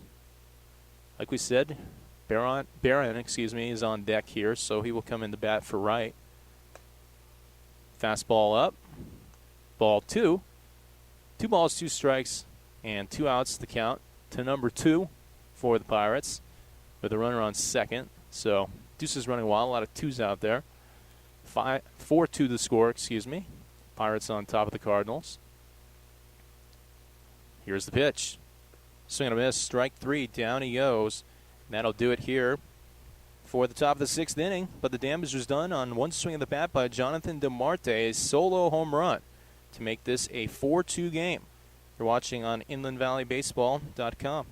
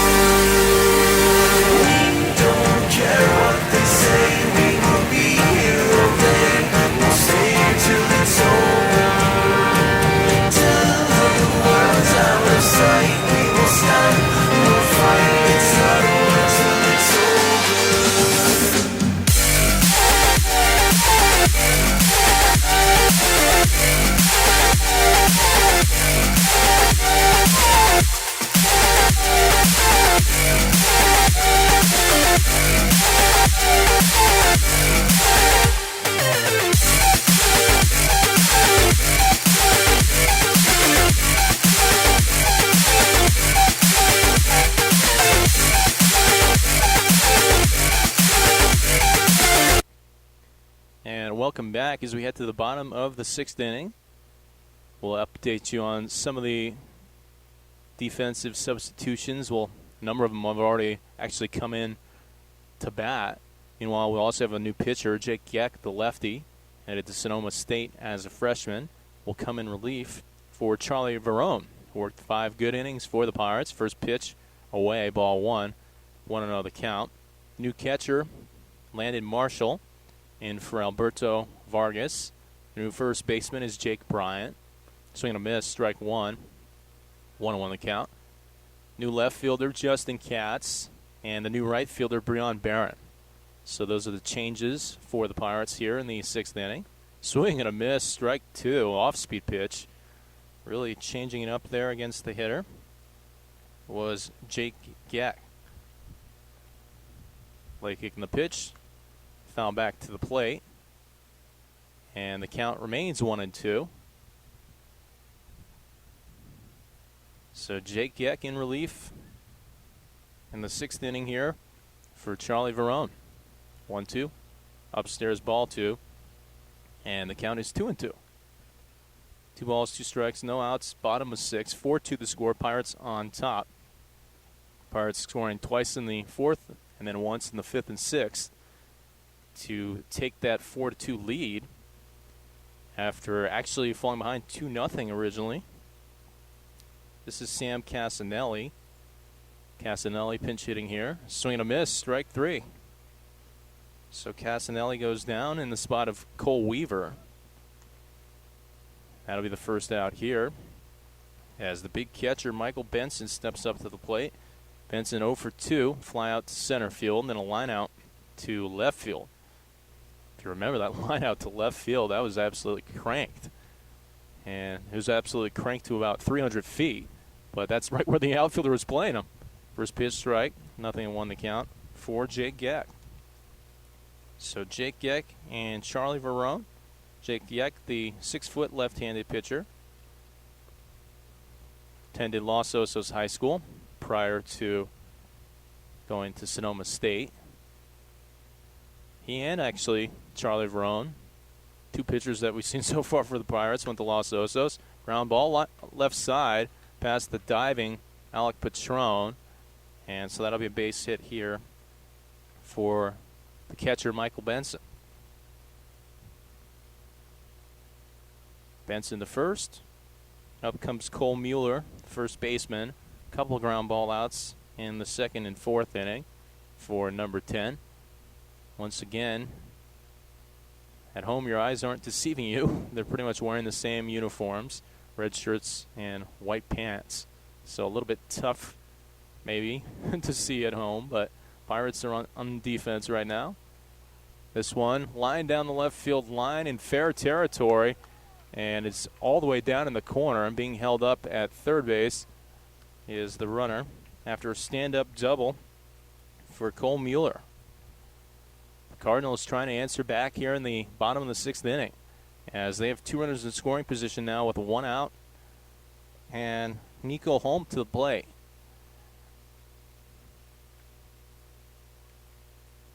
So a good spot in this lineup with Holm. And then Cole Klemke on deck. Klemke with a 2-run bomb in the 2nd inning. So this is going to be a little bit of a tricky situation here for Jake Geck to navigate. As just 1 out with 2 runners in scoring position, the tying run at second base. First pitch, fastball, misses low. Maybe a little bit inside as well for ball 1. 1-0 the count to Nico Holm. Holmes 0 for 1, but did draw a walk and scored the first run of the game in the 2nd inning on the home run. Here's the pitch. 2-0 the count. It would be tough, certainly, as you're behind 2-0. It would be definitely tough to potentially walk this guy and then face the guy who's already hit a home run in this game. 2-0. Outside ball 3. 3-0 the count. So as well as Charlie Verone pitched in those first 5 innings, obviously can't go the whole game. And in fact, didn't only went the 5 innings. And now the first time a reliever comes in Pirates are struggling a bit here, although right down Broadway, strike one, 3-1 the count. I was going to say, although it might not be the worst thing in the world to potentially lose this hitter and get the bases loaded, and then you could potentially turn 2 and get out of the inning. Let's see what Geck goes with. Geck actually a pickoff throw over to second.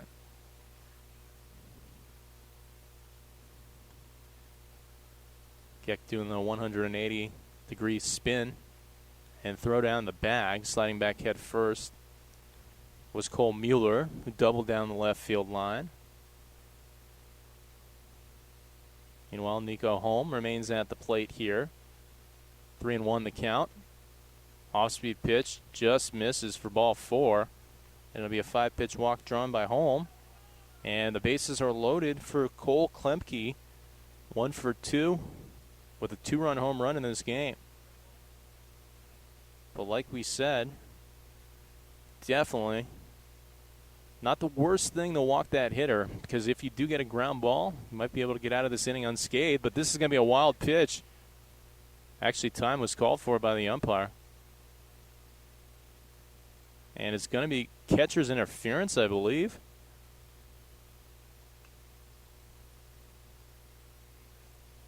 Maybe it hit him.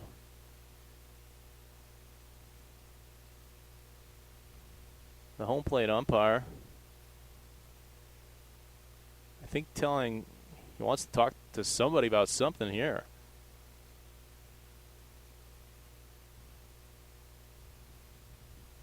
I think he's saying that maybe it did hit the batter in the foot. And so if it did that, obviously it's 4-3 and the bases remain loaded with 1 out here for the Cardinals.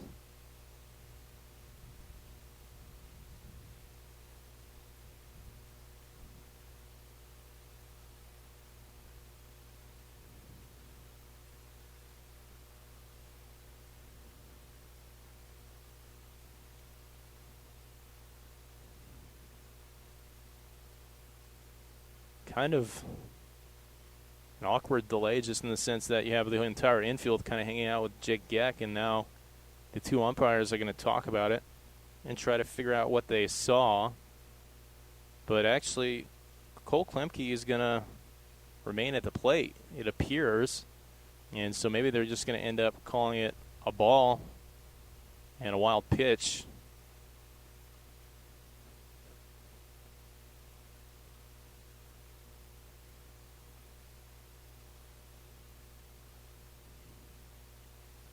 So it looks like that's what the call is going to end up being now. It's just going to end up being 1-0. Wild pitch, run scores. It's 4-3. So the tying run 90 feet away. And the go-ahead run at second base. Now the infield is going to come in to play for the play at the plate. Like we said, it's almost, actually the middle infielders are going to play back now. So the middle infielders are going to concede the run. And the corner infielders playing a little bit closer in. Actually, now McKenzie kind of backing up, third baseman. Bouncer in the dirt, 2-0 the count.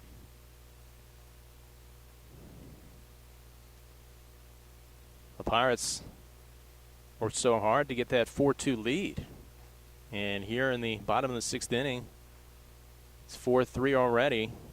And the Cardinals looking for more. Strike called at the plate. Count is 2-1. To Cole Klemke. After striking out the first batter, things have not come easy for Jake Geck. Fly ball in the right field. Breon Barron racing after it, makes the catch. Throw to the plate, and a good throw at that, keeping the runner at third. So a great job there by Breon Barron. And that is the second out here. So Barron showing off a rocket arm out in right field, keeping the runner at third. And the Pirates now with 2 outs, as up comes the next hitter for the Cardinals. It's going to be a pinch hitter at that for Solana Beach. Cole Lemmel enters the game for the first time. First pitch misses, ball 1. 1-0 the count. So Cole Lemmel batting in the number 8 spot in the lineup for Christian Cologne.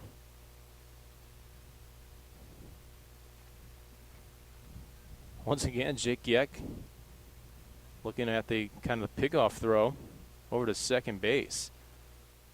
Something that you don't see many pitchers do in general. I think you see even lefties do it less frequently than righties, as this one's fouled. And the count is 1-1 here to Cole Lemel. As we mentioned, this is Cole Lemel's first at-bat here for the Cardinals in this game. The 1-1.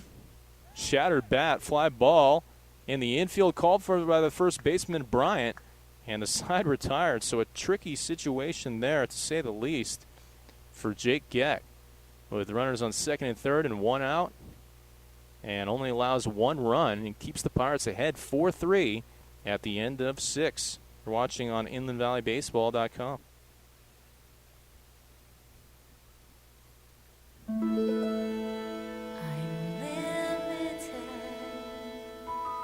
Just look at me.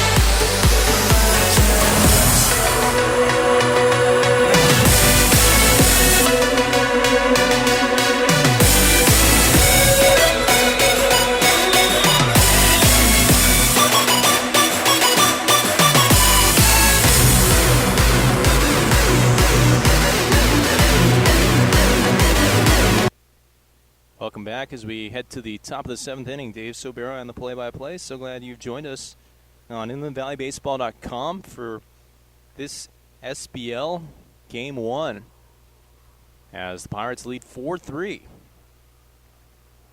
Here's Breon Barron. Breon Barron entered the game in right field in the previous inning. Takes strike one. Nothing and won the count. Actually made a catch kind of in shallow right field, but came up and threw a strike to the plate and ensured that the runner wouldn't be able to come home and score and tie the game up. So big play there, but now behind 0-2 is Barron, who will be headed to Georgetown College for his next couple seasons after playing at San Bernardino Valley his sophomore year and being an all-conference selection with them. The 0-2 just misses, ball one. 1-2 the count.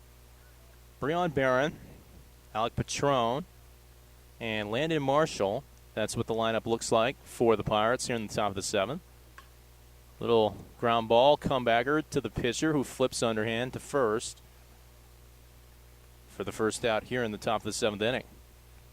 Barron kind of just doing all he could, little sort of excuse me type of hack, just trying to protect the plate with 2 strikes and just got the bat on the ball. But hit, obviously, a weak little comebacker over towards the pitcher. Alex Hommick. Hommick into his second inning of relief. Entering for Mike Waldron. Patron takes ball 1, 1-0 the count. Alec Patron is 1 for 3. Doubled in the first. Struck out and flew out in his other couple plate appearances. The 1-0 misses low and away. Ball 2, 2-0 the count. Patron, Landon Marshall, and Brennan McKenzie.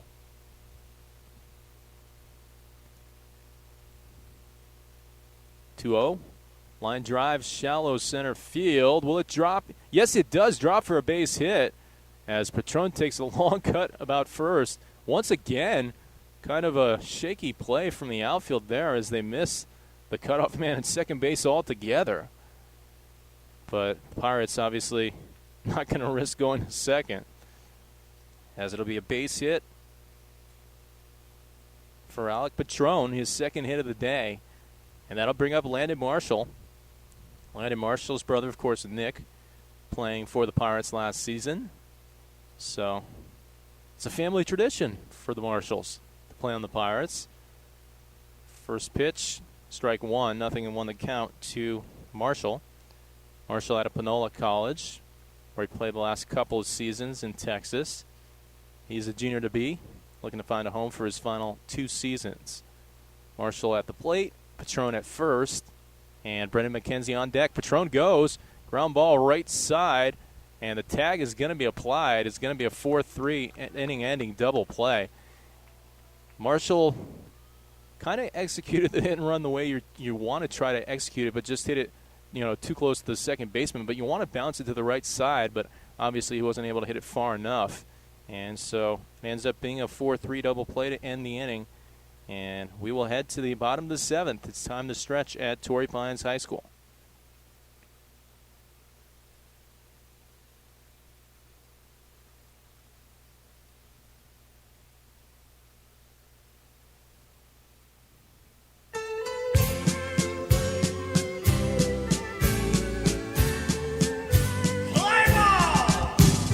Take me out to the ball game. Take me out to the crowd. Buy me some peanuts and cracker jacks. I don't care if I ever get back, 'cause it's root, root, root for the home team. If they don't win, it's a shame. For it's 1, 2, 3 strikes, you're out at the old ball game. Get your programs, peanuts, cracker jacks, soda pop. You're out.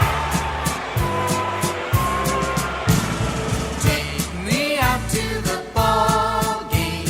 Take me out to the crowd. Buy me some peanuts and cracker jacks. I don't care if I ever get back, 'cause it's root, root, root for the home team. If they don't win, it's a shame. For it's 1, 2, 3 strikes, you're out at the old ball game. For it's 1, 2, 3 strikes, you're out at the old ball game.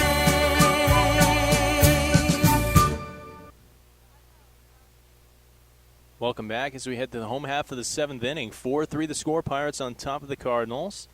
It's the number 1 seed, the Cardinals, taking on the number 4, the Pirates. This will be a new hitter here for the Cardinals, and Ian Nowak. So Nowak in for Alex Rado. Rado actually came in to pinch a run for Shad Drew. So this is the third person to enter that spot in the lineup. First pitch, strike.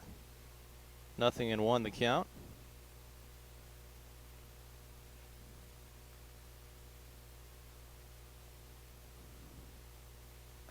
Yo, 1 swung on a miss, strike 2. Nothing in 2, the count. So Jake Geck getting ahead of the hitter, and Ian Nowak. Here's the 0-2. Foul ball down the first base line over towards the bullpen, where somebody's actually loosening up for the Cardinals. Still way out in front, nothing in 2, so still have a chance to throw a purpose pitch here if you're Jake Geck, trying to get the hitter chasing out of the zone. Ooh, nice location there. That was that purpose pitch that we're talking about. And the count is 1-2. But certainly a really good location for a 0-2 pitch from the lefty, Jake Geck. Here's the 1-2. Line to left field, right at Katz. And Katz will make the two-handed grab about a couple feet away from the fence. That'll be the first out here. Meanwhile, we have Alex Rado batting here, which just shouldn't happen, because he actually pinch ran, and the previous hitter was hitting in his spot in the lineup. So this is something that really shouldn't happen, especially in a playoff game. But it's happening nonetheless as Alex Rados comes up to the plate. 0-1 the count. Jake Geck is not worried about that. He's just worried about delivering strikes, and does so here. with a fastball in the inside corner. Here's the 0-1. Strike 2. 0-2 the count. Obviously, if you're Jake Yeck, and really if you're any pitcher, you're a much different pitcher when you start out the way you've started out in this inning with 0-2 pitches. Little fly ball, shallow right field, and it lands foul. Just foul. And so the count remains 0-2 here to Alex Rado.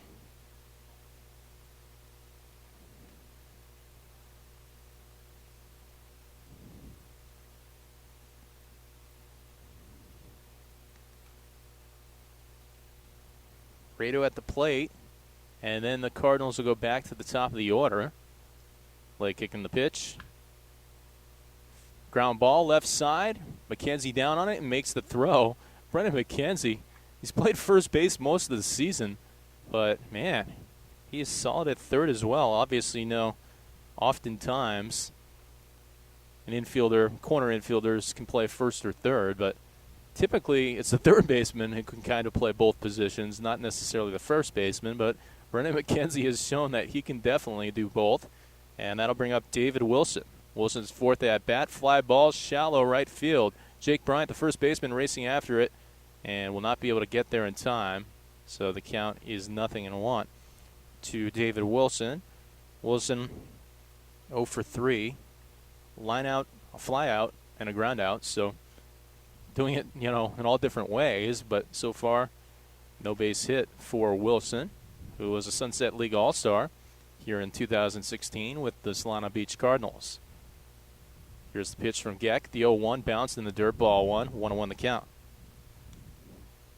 Well, after striking out the first batter in the 6th inning, Geck then allowed the next 4 to reach base and a run to score.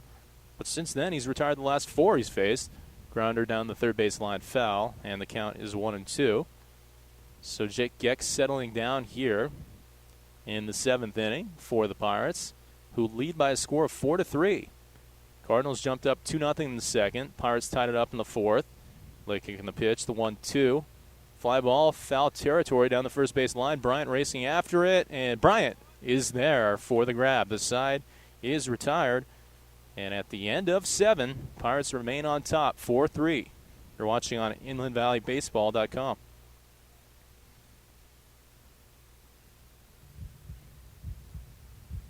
Down my face with arms wide open, under the sunlight. Welcome to this place. I'll show you everything with arms wide open.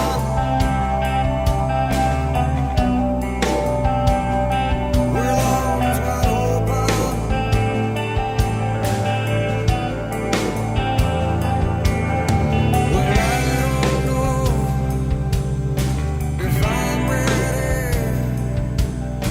To be the man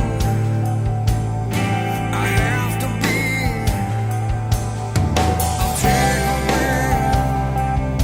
I'll take her by my side. We're standing on, we created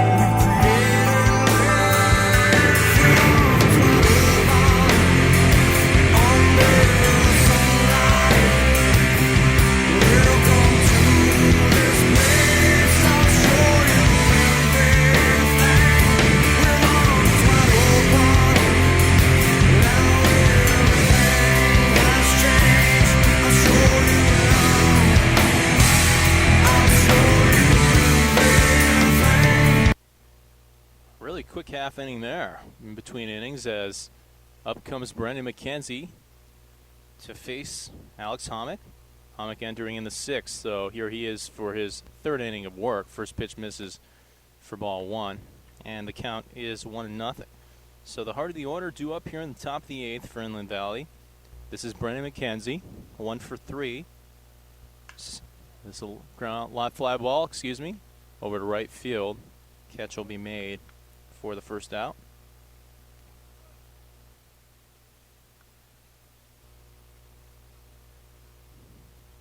Here's Jonathan DeMarte. DeMarte making some noise with the last swing of his bat as he had the solo home run also had an RBI single earlier in the game. So 2 for 3, 2 RBIs, 1 run scored, and of course the bomb by DeMarte. Marte would love to add to that here. As we mentioned, really excelling here in Game 1 of the semifinals. Ooh, pitch is just called a strike at the knees. Definitely a pitcher's type of pitch, but not a hitter's type of pitch, as that's a tough one to get called for the Richmond Spider. Pitch misses low for a ball. DeMarte at the plate. Cats on deck. Marte ahead 2-1 here. Here's the pitch. Fly ball down the right field line, slicing towards foul territory, and it is indeed foul. And so the count will now be 2-2 with 1 out to Jonathan DeMarte here in the top of the 8th inning of a 4-3 game. We're kind of giving you the recap in the last half inning, but didn't get to complete it as the inning ended. But it was the Cardinals who took a 2-0 lead, and then the Pirates tied it up in the 4th, 2-2. And the 5th, the Pirates take a 3-2 lead, and they extend it to 4-2 in the top of the 6th before the Cardinals get one back in the bottom of the 6th. Breaking pitch in the dirt, ball 3, and the count is full to Jonathan DeMarte. Jonathan DeMarte, like we said, big game so far, and looking to continue here. Full count offering. Ground ball up the middle, base hit. Jonathan DeMarte's 3rd base hit of the day. That one actually bounced over the head of the shortstop. Again, the outfielder throws it to nobody. I mean, this is the 3rd time where they don't hit the cutoff man or the second baseman. And so just some sloppy play from the outfield of the Cardinals. But once again, the Pirates really can't take any advantage of it. As, I mean, it would be crazy to kind of try to run on it, other than if you potentially just decided every time I hit it in the outfield, I'm going to try to run into second, because they've demonstrated that they can't really hit either the cutoff man or the second baseman. But still, time called for here now by the Cardinals. And it looks like we may be getting a relief pitcher. That is, in fact, what we'll get for Solana Beach. Jensen Torres called Jonathan DeMarte over, as did Justin Katz and Jake Bryant. Katz is at the plate, or will be at the plate, following this warm-up period, and Bryant is on deck. So Jensen Torres going over here what he wants to do in this situation with a runner at first base and 1 out in the top of the 8th inning. And new pitcher on the mound for Solana Beach. We'll step away for a few moments and give you information on who that is when we return.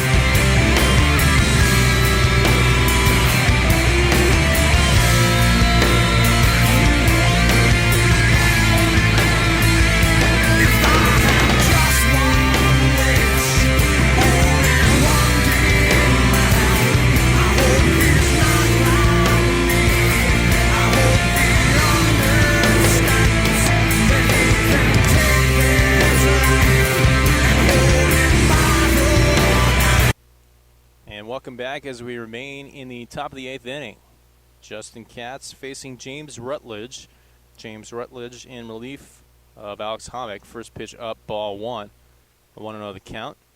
DeMarte is at first. Katz at the plate for his second plate appearance. He'll be headed to Hawaii Hilo as a freshman this fall. DeMarte off very early. Fastball misses for ball. DeMarte in the second, and the throw is made in time. As DeMarte is gunned out, he is caught stealing. That'll be the second out. Looked like DeMarte got a pretty good jump, actually, but it was a high heat, and so it was easy for the catcher to kind of get out of his crouch and throw a strike down the second. Well, a strike called at the plate to Katz. Tough there for the Pirates, just in the sense that obviously you never want to get caught stealing, but in that situation they felt like they wanted an insurance run. 3-1 the count now. And so if you were able to potentially work DeMarte into second base with one out and Katz comes up with a hit, you get that much needed insurance run, but obviously that's a moot point now. Strike 2 called, and the count is full. Katz thought that it was going to be ball 4 as he was looking to kind of toss his bat back to the third base dugout. James Rutledge out of the windup. Likes what he sees from his catcher's signs. Delivers, line drive, base hit, right center field for Justin Katz.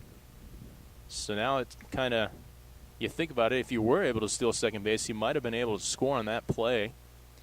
But obviously caught stealing, so Pirates are going to have to go right back to work and maybe try to get a 2-out rally underway here if they do want to, in fact, get that insurance run that we were talking about.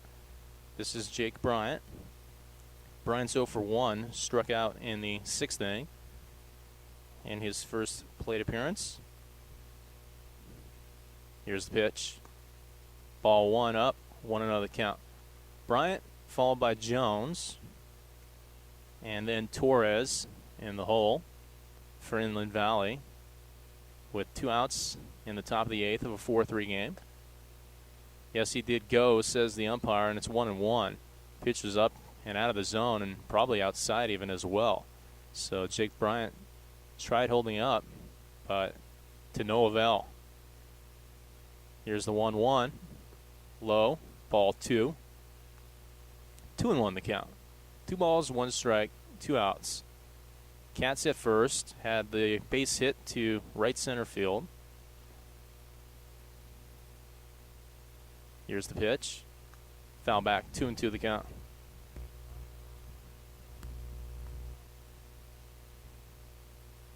This is game 1 of a best-of-3 series between the Cardinals and Pirates.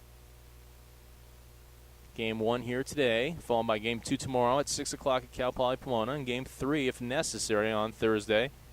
Ball 3, 3-2 the count to Jake Bryant. The game on Thursday would be here again, once again at 3 o'clock. So that's what it looks like for this series. Some tense moments now, though. 4-3 the 8th inning. The runner goes. It doesn't matter because it's going to be a swing and a miss for strike 3. And Jake Bryant is retired for the second time swinging. At the end of 7.5, it remains a 4-3 game. You're watching on InlandValleyBaseball.com.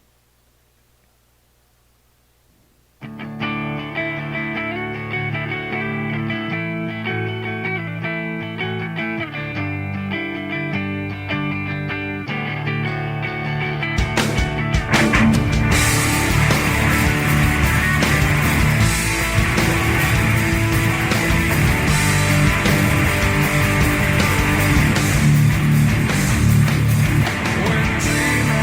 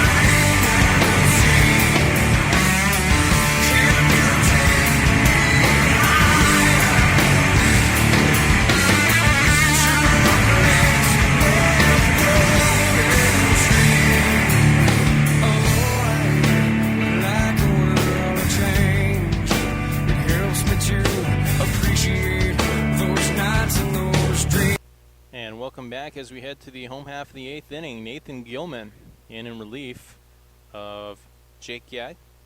Gilman 6'4", 210 at a Willamette University in Oregon, where he'll be a sophomore next season, hometown of Chino Hills, and went to Diamond Ranch High School. So that's who's on the bump now for the Pirates, potentially closing out maybe the final 2 innings. First pitch, fly ball, popped up by Sam Casanelli. The grab is made by Alec Patron for the first out. So one quick out there for Nathan Gilman. It will be interesting to see how the Pirates play this, as will they potentially have Gilman trying to close out the final couple innings, or will they have Gilman go 1 and then maybe somebody else try to close out the 9th? This is Michael Benson. First pitch swing, another fly ball, but this one's behind the plate in foul territory and out of play. Nothing and 1 the count. Benson is 1 for 3. Singled and scored in the 6th inning. His run was the 3rd run of the game for the Cardinals. That cut the deficit in half from 2-1 in that 6th inning. The 0-1, up and away, ball 1, 1-1 the count. So sticks it on the board, 1 ball, 1 strike, 1 out. Bottom of the 8th inning, Pirates clinging to a 1-run lead, 4-3 the score here in Game 1 of the semifinals. 1-1 foul back towards the screen, and it's 1-2. Well, this was the part of the lineup that you thought for the Cardinals here in the 8th inning they might have to do something if they wanted to get back in this game or tie the game up or take the lead, because they had 2, 3, and 4 due up.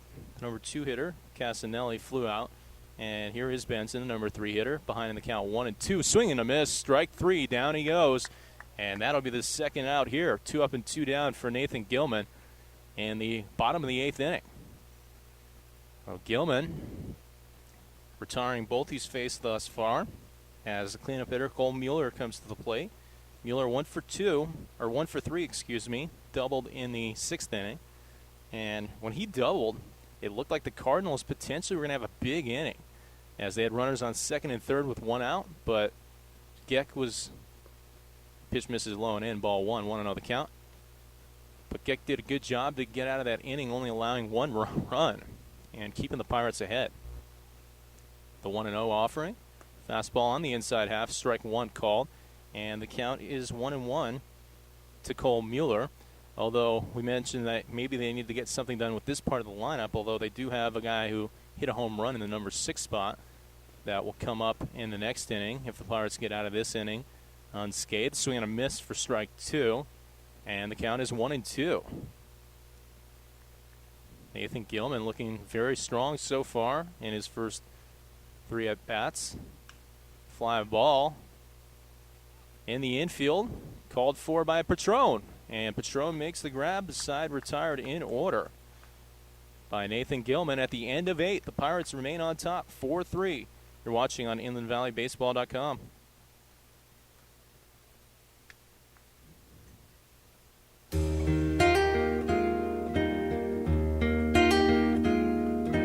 Little boy in a baseball hat stands in the field with his ball and bat. Says, I am the greatest player of them all. Puts his bat on his shoulder and he tosses up his ball. And the ball goes up and the ball comes down. Swings his bat all the way around.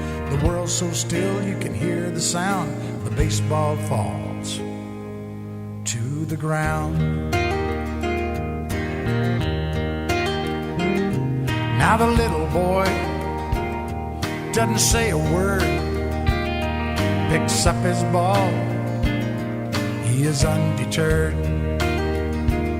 Says, I am the greatest there has ever been. And he grits his teeth and he tries it again. And the ball goes up and the ball comes down, swings his bat all the way around. The world's so still you can hear the sound. The baseball falls to the ground. Welcome back as we head to the top of the 9th inning. Bottom of the lineup due up for the Pirates, 7, 8, and 9. Here's Joshua Jones, followed by Aaron Torres. Jones showing bunt, lets it go for strike 1. and 1 the count. James Rutledge remains on the mound for the Cardinals. And the hole will be Breon Barron. Once again showing bunt. And he lets it go again. This time it was a ball, 1-1 the count. Well, you know that he can really fly. Can Joshua Jones, who singled and stole second last time he was up. He's going to miss here, though. And the count is 1-2, which is his number, actually, 1-2. We're in number 12 for the Pirates is Jones out of Lindenwood University. The 1-2 bounces in the dirt ball, 2-2 the count. Kind of inconsistent pitching here from Rutledge, who had a strike and then one in the dirt, another strike and another one in the dirt. Oh, this one, if you're Jones, might be a strike. Here's the 2-2. A little excuse me hack fouled down the first base line, just kind of stretching his bat out across the plate and just making contact with it and fouling it off and staying alive to see at least one more pitch was Jones. Another 2-2 offering, misses low for ball 3, and the count is run to full. Well, this is certainly a guy that, if he gets on base, really could do some damage for the Pirates and really could potentially give a much-needed insurance run. This one's fouled back, and the count remains full. 7th pitch of the at-bat to come to Joshua Jones. Jones, Torres, and Barron. That's who's due up for Inland Valley. Full count pitch. Grounded through the left side of the infield for a base hit. So Joshua Jones with his second consecutive base hit for the Pirates. And let's see what Jensen Torres wants to do here. You know how speedy he is. 17 stolen bases on the season. And in fact has one earlier in this game. But the other question would potentially be, if you're Jensen, would you just lay down the sacrifice with Torres and push him over to second base and make sure he's in scoring position and give Breon Barron, a guy who really swings a strong stick, the opportunity to bat him in? And it wouldn't be the worst thing as well with Patron after that. Swearing around was Torres. Torres lets it go for strike 1. Didn't look like it was going to be a sacrifice, though, just because Torres squared around really late. If it was going to be a sacrifice, you would probably see him square the bat around much earlier. Pickoff throw to first. Sliding back head first to the bag was Jones. Jones all dirty, wiping his dirt off his pants there as he takes his lead. Torres from Midland University at the plate. The runner goes, pitch misses, and that'll be a stolen bag. He'll stay up on his 2 feet. Well, Joshua Jones, second stolen base of the game, 18th of the season for Jones.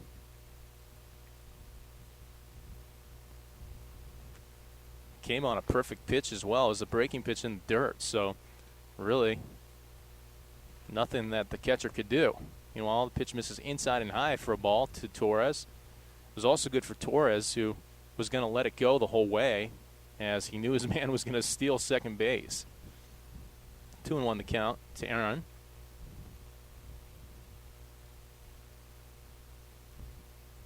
Here's the pitch. Fly ball, shallow left field. Wilson makes the one-handed grab, and that'll be the first out. Torres retired, and as Barron steps up to the plate for the second time. Barron's 0 for 1, grounded out to the pitcher, and Barron was just kind of trying to protect the plate with 2 strikes, and basically just got bat on ball, and it ended up going like straight to the pitcher. Meanwhile, time called for here by Jensen Torres. In this situation, with 1 out in the top of the 9th inning and a runner on second, not sure if there's too many different plays you would put on with Breon Barron, but maybe just kind of encouraging Breon to make sure that he doesn't offer it something out of the zone and doesn't give him something that, potentially could be a ball. Don't want to obviously give him a strike here if you're Breon Barron. Barron to the plate, and then back to the top of the lineup will go following Breon, which would be Alec Patron, the shortstop, due up after Breon. Meanwhile, the coach for the Cardinals, as well as the catcher Benson, came out for a little visit to talk to the pitcher and to go with exactly what they want to do here, what they want to execute with James Rutledge. First pitch, strike one, 0-1 the count. Maybe that was the only other thing that Jensen might have told them. Take till you get a strike on you, because that was a pitch that certainly you think that Barron would have offered at. 0-1 the count.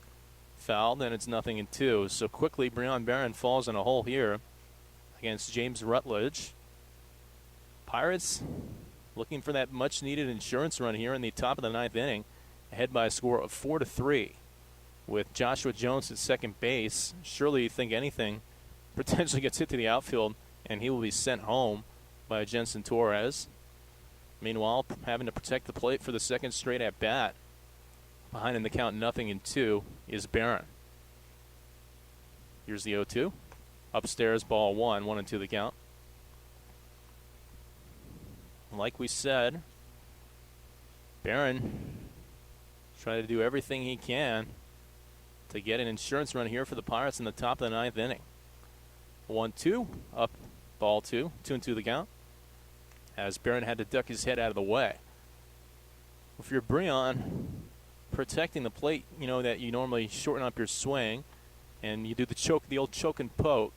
Well, there's a lot of room down the right field line to do that, or even, through the 3-4 hole, as the second baseman is close to the bag, kind of trying to hold Jones over at second base a little bit.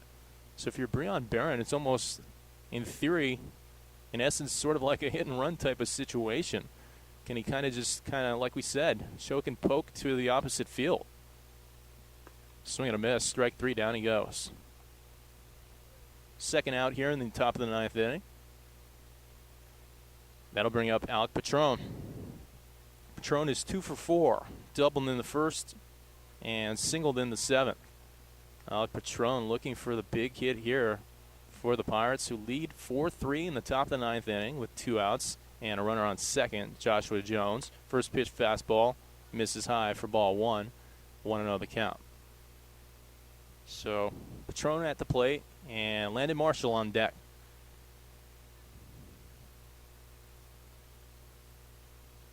Rutledge comes set, the 1-0. Misses inside, ball two, 2-0 the count. Hitter's pitch to come here for Alec Patron, out in front 2-0 against James Rutledge. Jones takes his lead off second. Here's the pitch.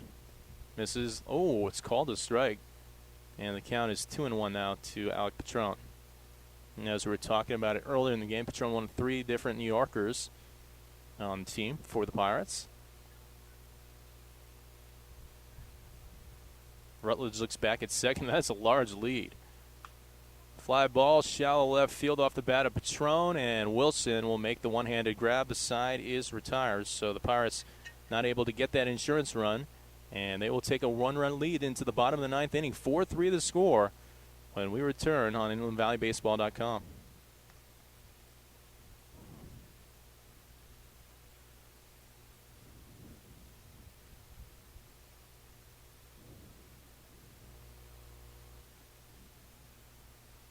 Crowd the corners, Mr. Clutch stands to bat.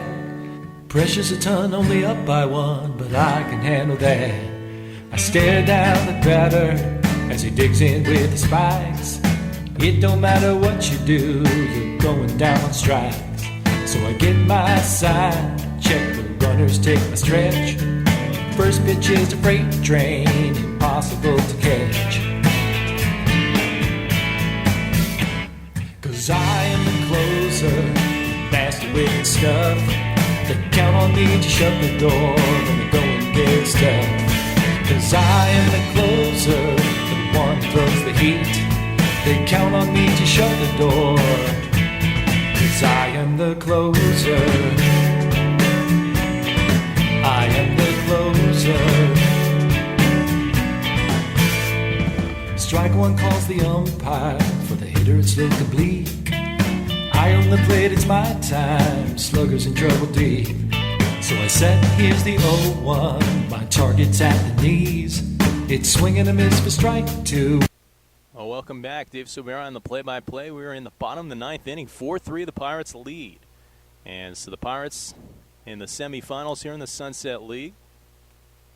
really looking to take the lead, taking a 1-0 series lead if they can against the number 1 seed in the Cardinals. This is Nico Holm, followed by Cole Klemke and Jack Calagian, due up for the Cardinals here in the bottom of the 9th inning. So not a bad spot in the lineup due up for Solana Beach. 5, 6, and 7, and as you know, the number 6 batter who is on deck happened to hit a home run earlier in the game. First pitch to Holm, misses ball 1. 1-0 the count. This is the second inning of work for Nathan Gilman. Gilman entered in the 8th and set down the side in order. Got a couple flyouts to the shortstop and a strikeout, but falls behind 2-0 here. And that's something that he didn't do in that previous inning, as he was ahead on all 3 batters, 0-2. Obviously, that makes it a lot tougher as a hitter. Meanwhile, here's the 2-0.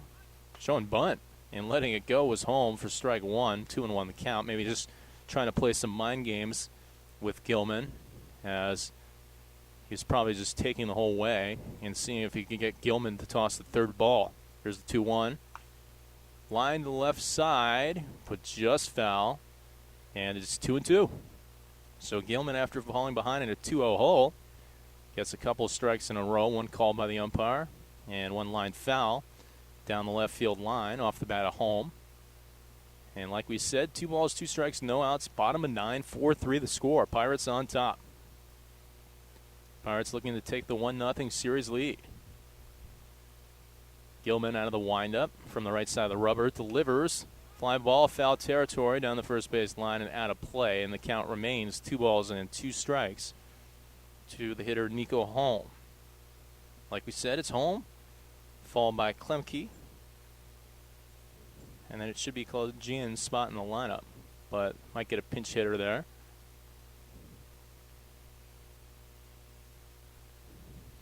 Meanwhile, the count remains 2-2. Here it comes. Ground ball left side. Brennan McKenzie cuts it off. The throw made to first, and they do not make the play. And so the Cardinals get a base runner here. It's a tough play for Jake Bryant to handle, and the throw was off the line a little bit. And so tough there to start off the inning with an error if you're the Pirates. That was the loudest the Cardinals have been all day, as they get the first runner on base with the error.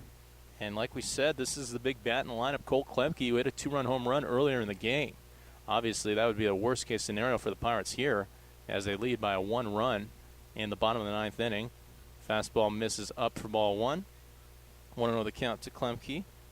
Klemke 1 for 2, hit the home run.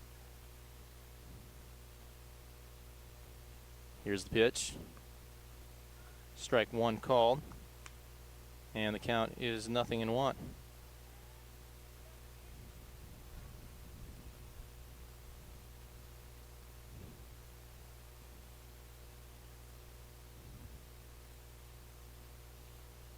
Here's the 1-1.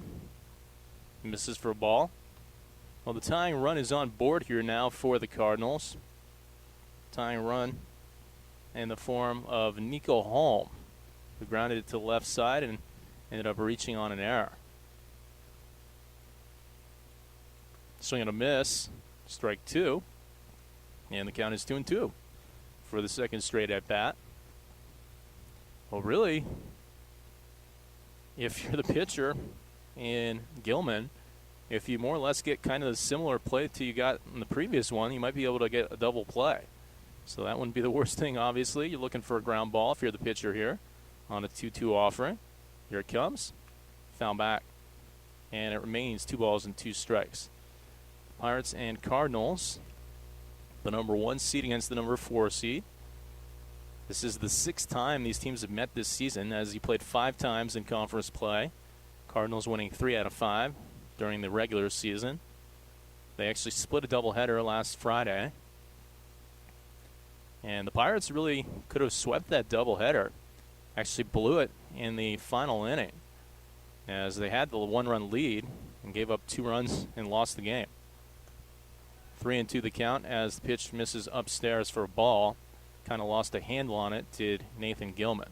Maybe lost the grip just a little bit. And so now you have a payoff pitch to come. Klemke probably guessing dead red fastball. And so let's see what Gilman offers. Obviously, you got to come to the hitter on a full count offer. Fastball lifted straight up on the left side of the infield, called for by Patron. That'll be the first out here in the bottom of the 9th inning. So 1 away for Gilman. As up comes, like we said, this will be a pinch hitter for the Cardinals.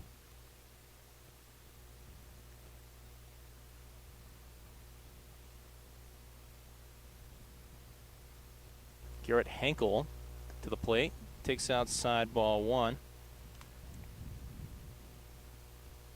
1-0 the count to Henkel. Batting in the number 7 spot in the lineup.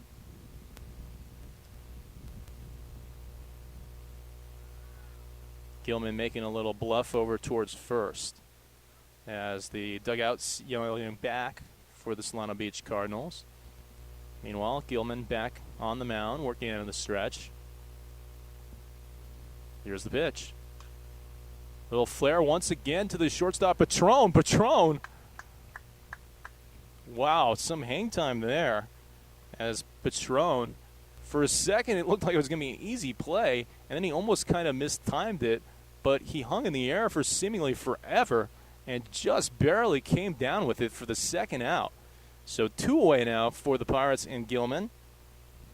And you'll get Cole Lemmel to the plate.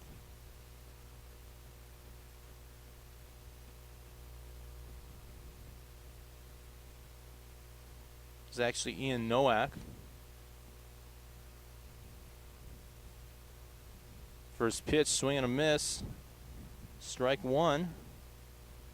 0-1 the count. So no balls, 1 strike, 2 outs, bottom of the 9th inning. Pirates ahead 4-3 in the first game of a best-of-3 series against the Solano Beach Cardinals, the team that won the Sunset League in the regular season. 1-1 the count. Pitch misses low for a ball.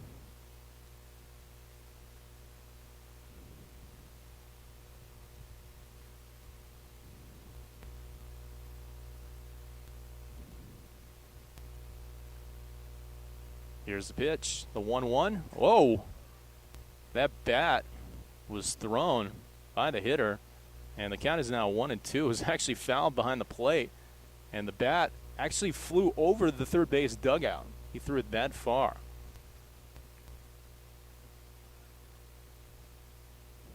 Well, Pirates 1 strike away now from taking a 1-0 series lead. So let's see right here, right now, what Ian Nowak can do. And obviously a pretty big pressure-laced moment. As we mentioned, the Cardinals, they were the number 1 seed. And like we said, down to their final strike in the bottom of the 9th inning. 4-3 the score. Tying run is on board, though, in the form of Nico Holm. Gilman comes set, the 1-2. Fastball misses ball 2. 2-2 the count. 2 balls, 2 strikes, 2 outs. Bottom of the 9th inning.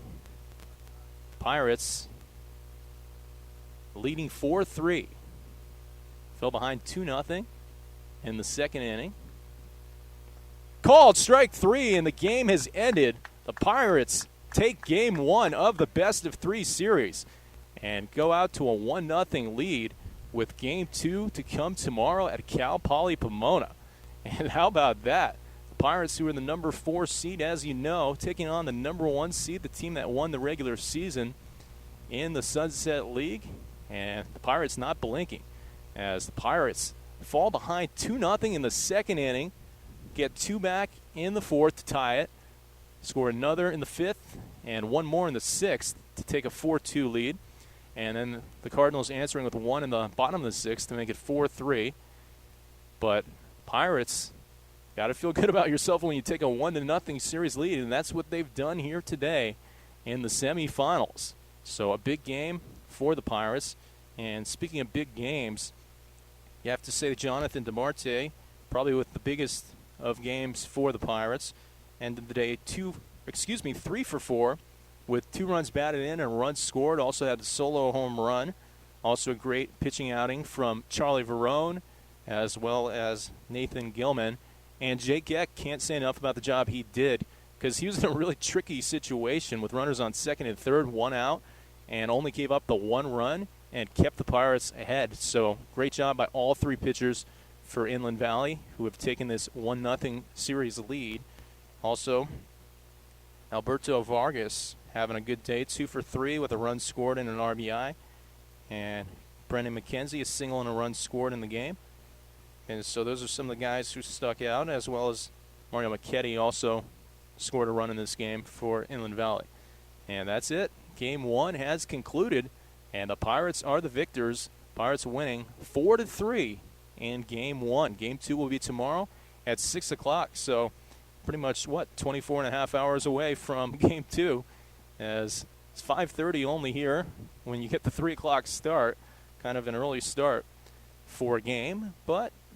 And obviously, I'm sure there's going to be a lot of traffic on the way back, but at least it will be victorious traffic, and it will be good traffic after a Pirate victory. And obviously, we will hope that they will wrap this thing up tomorrow, and we don't have to, make the drive back down to San Diego on Thursday. But obviously, got to take it one at a time, and so we'll look forward to seeing you again tomorrow on InlandValleyBaseball.com. Final score for this one, Game 1 of the semifinals, 4-3. Pirates win.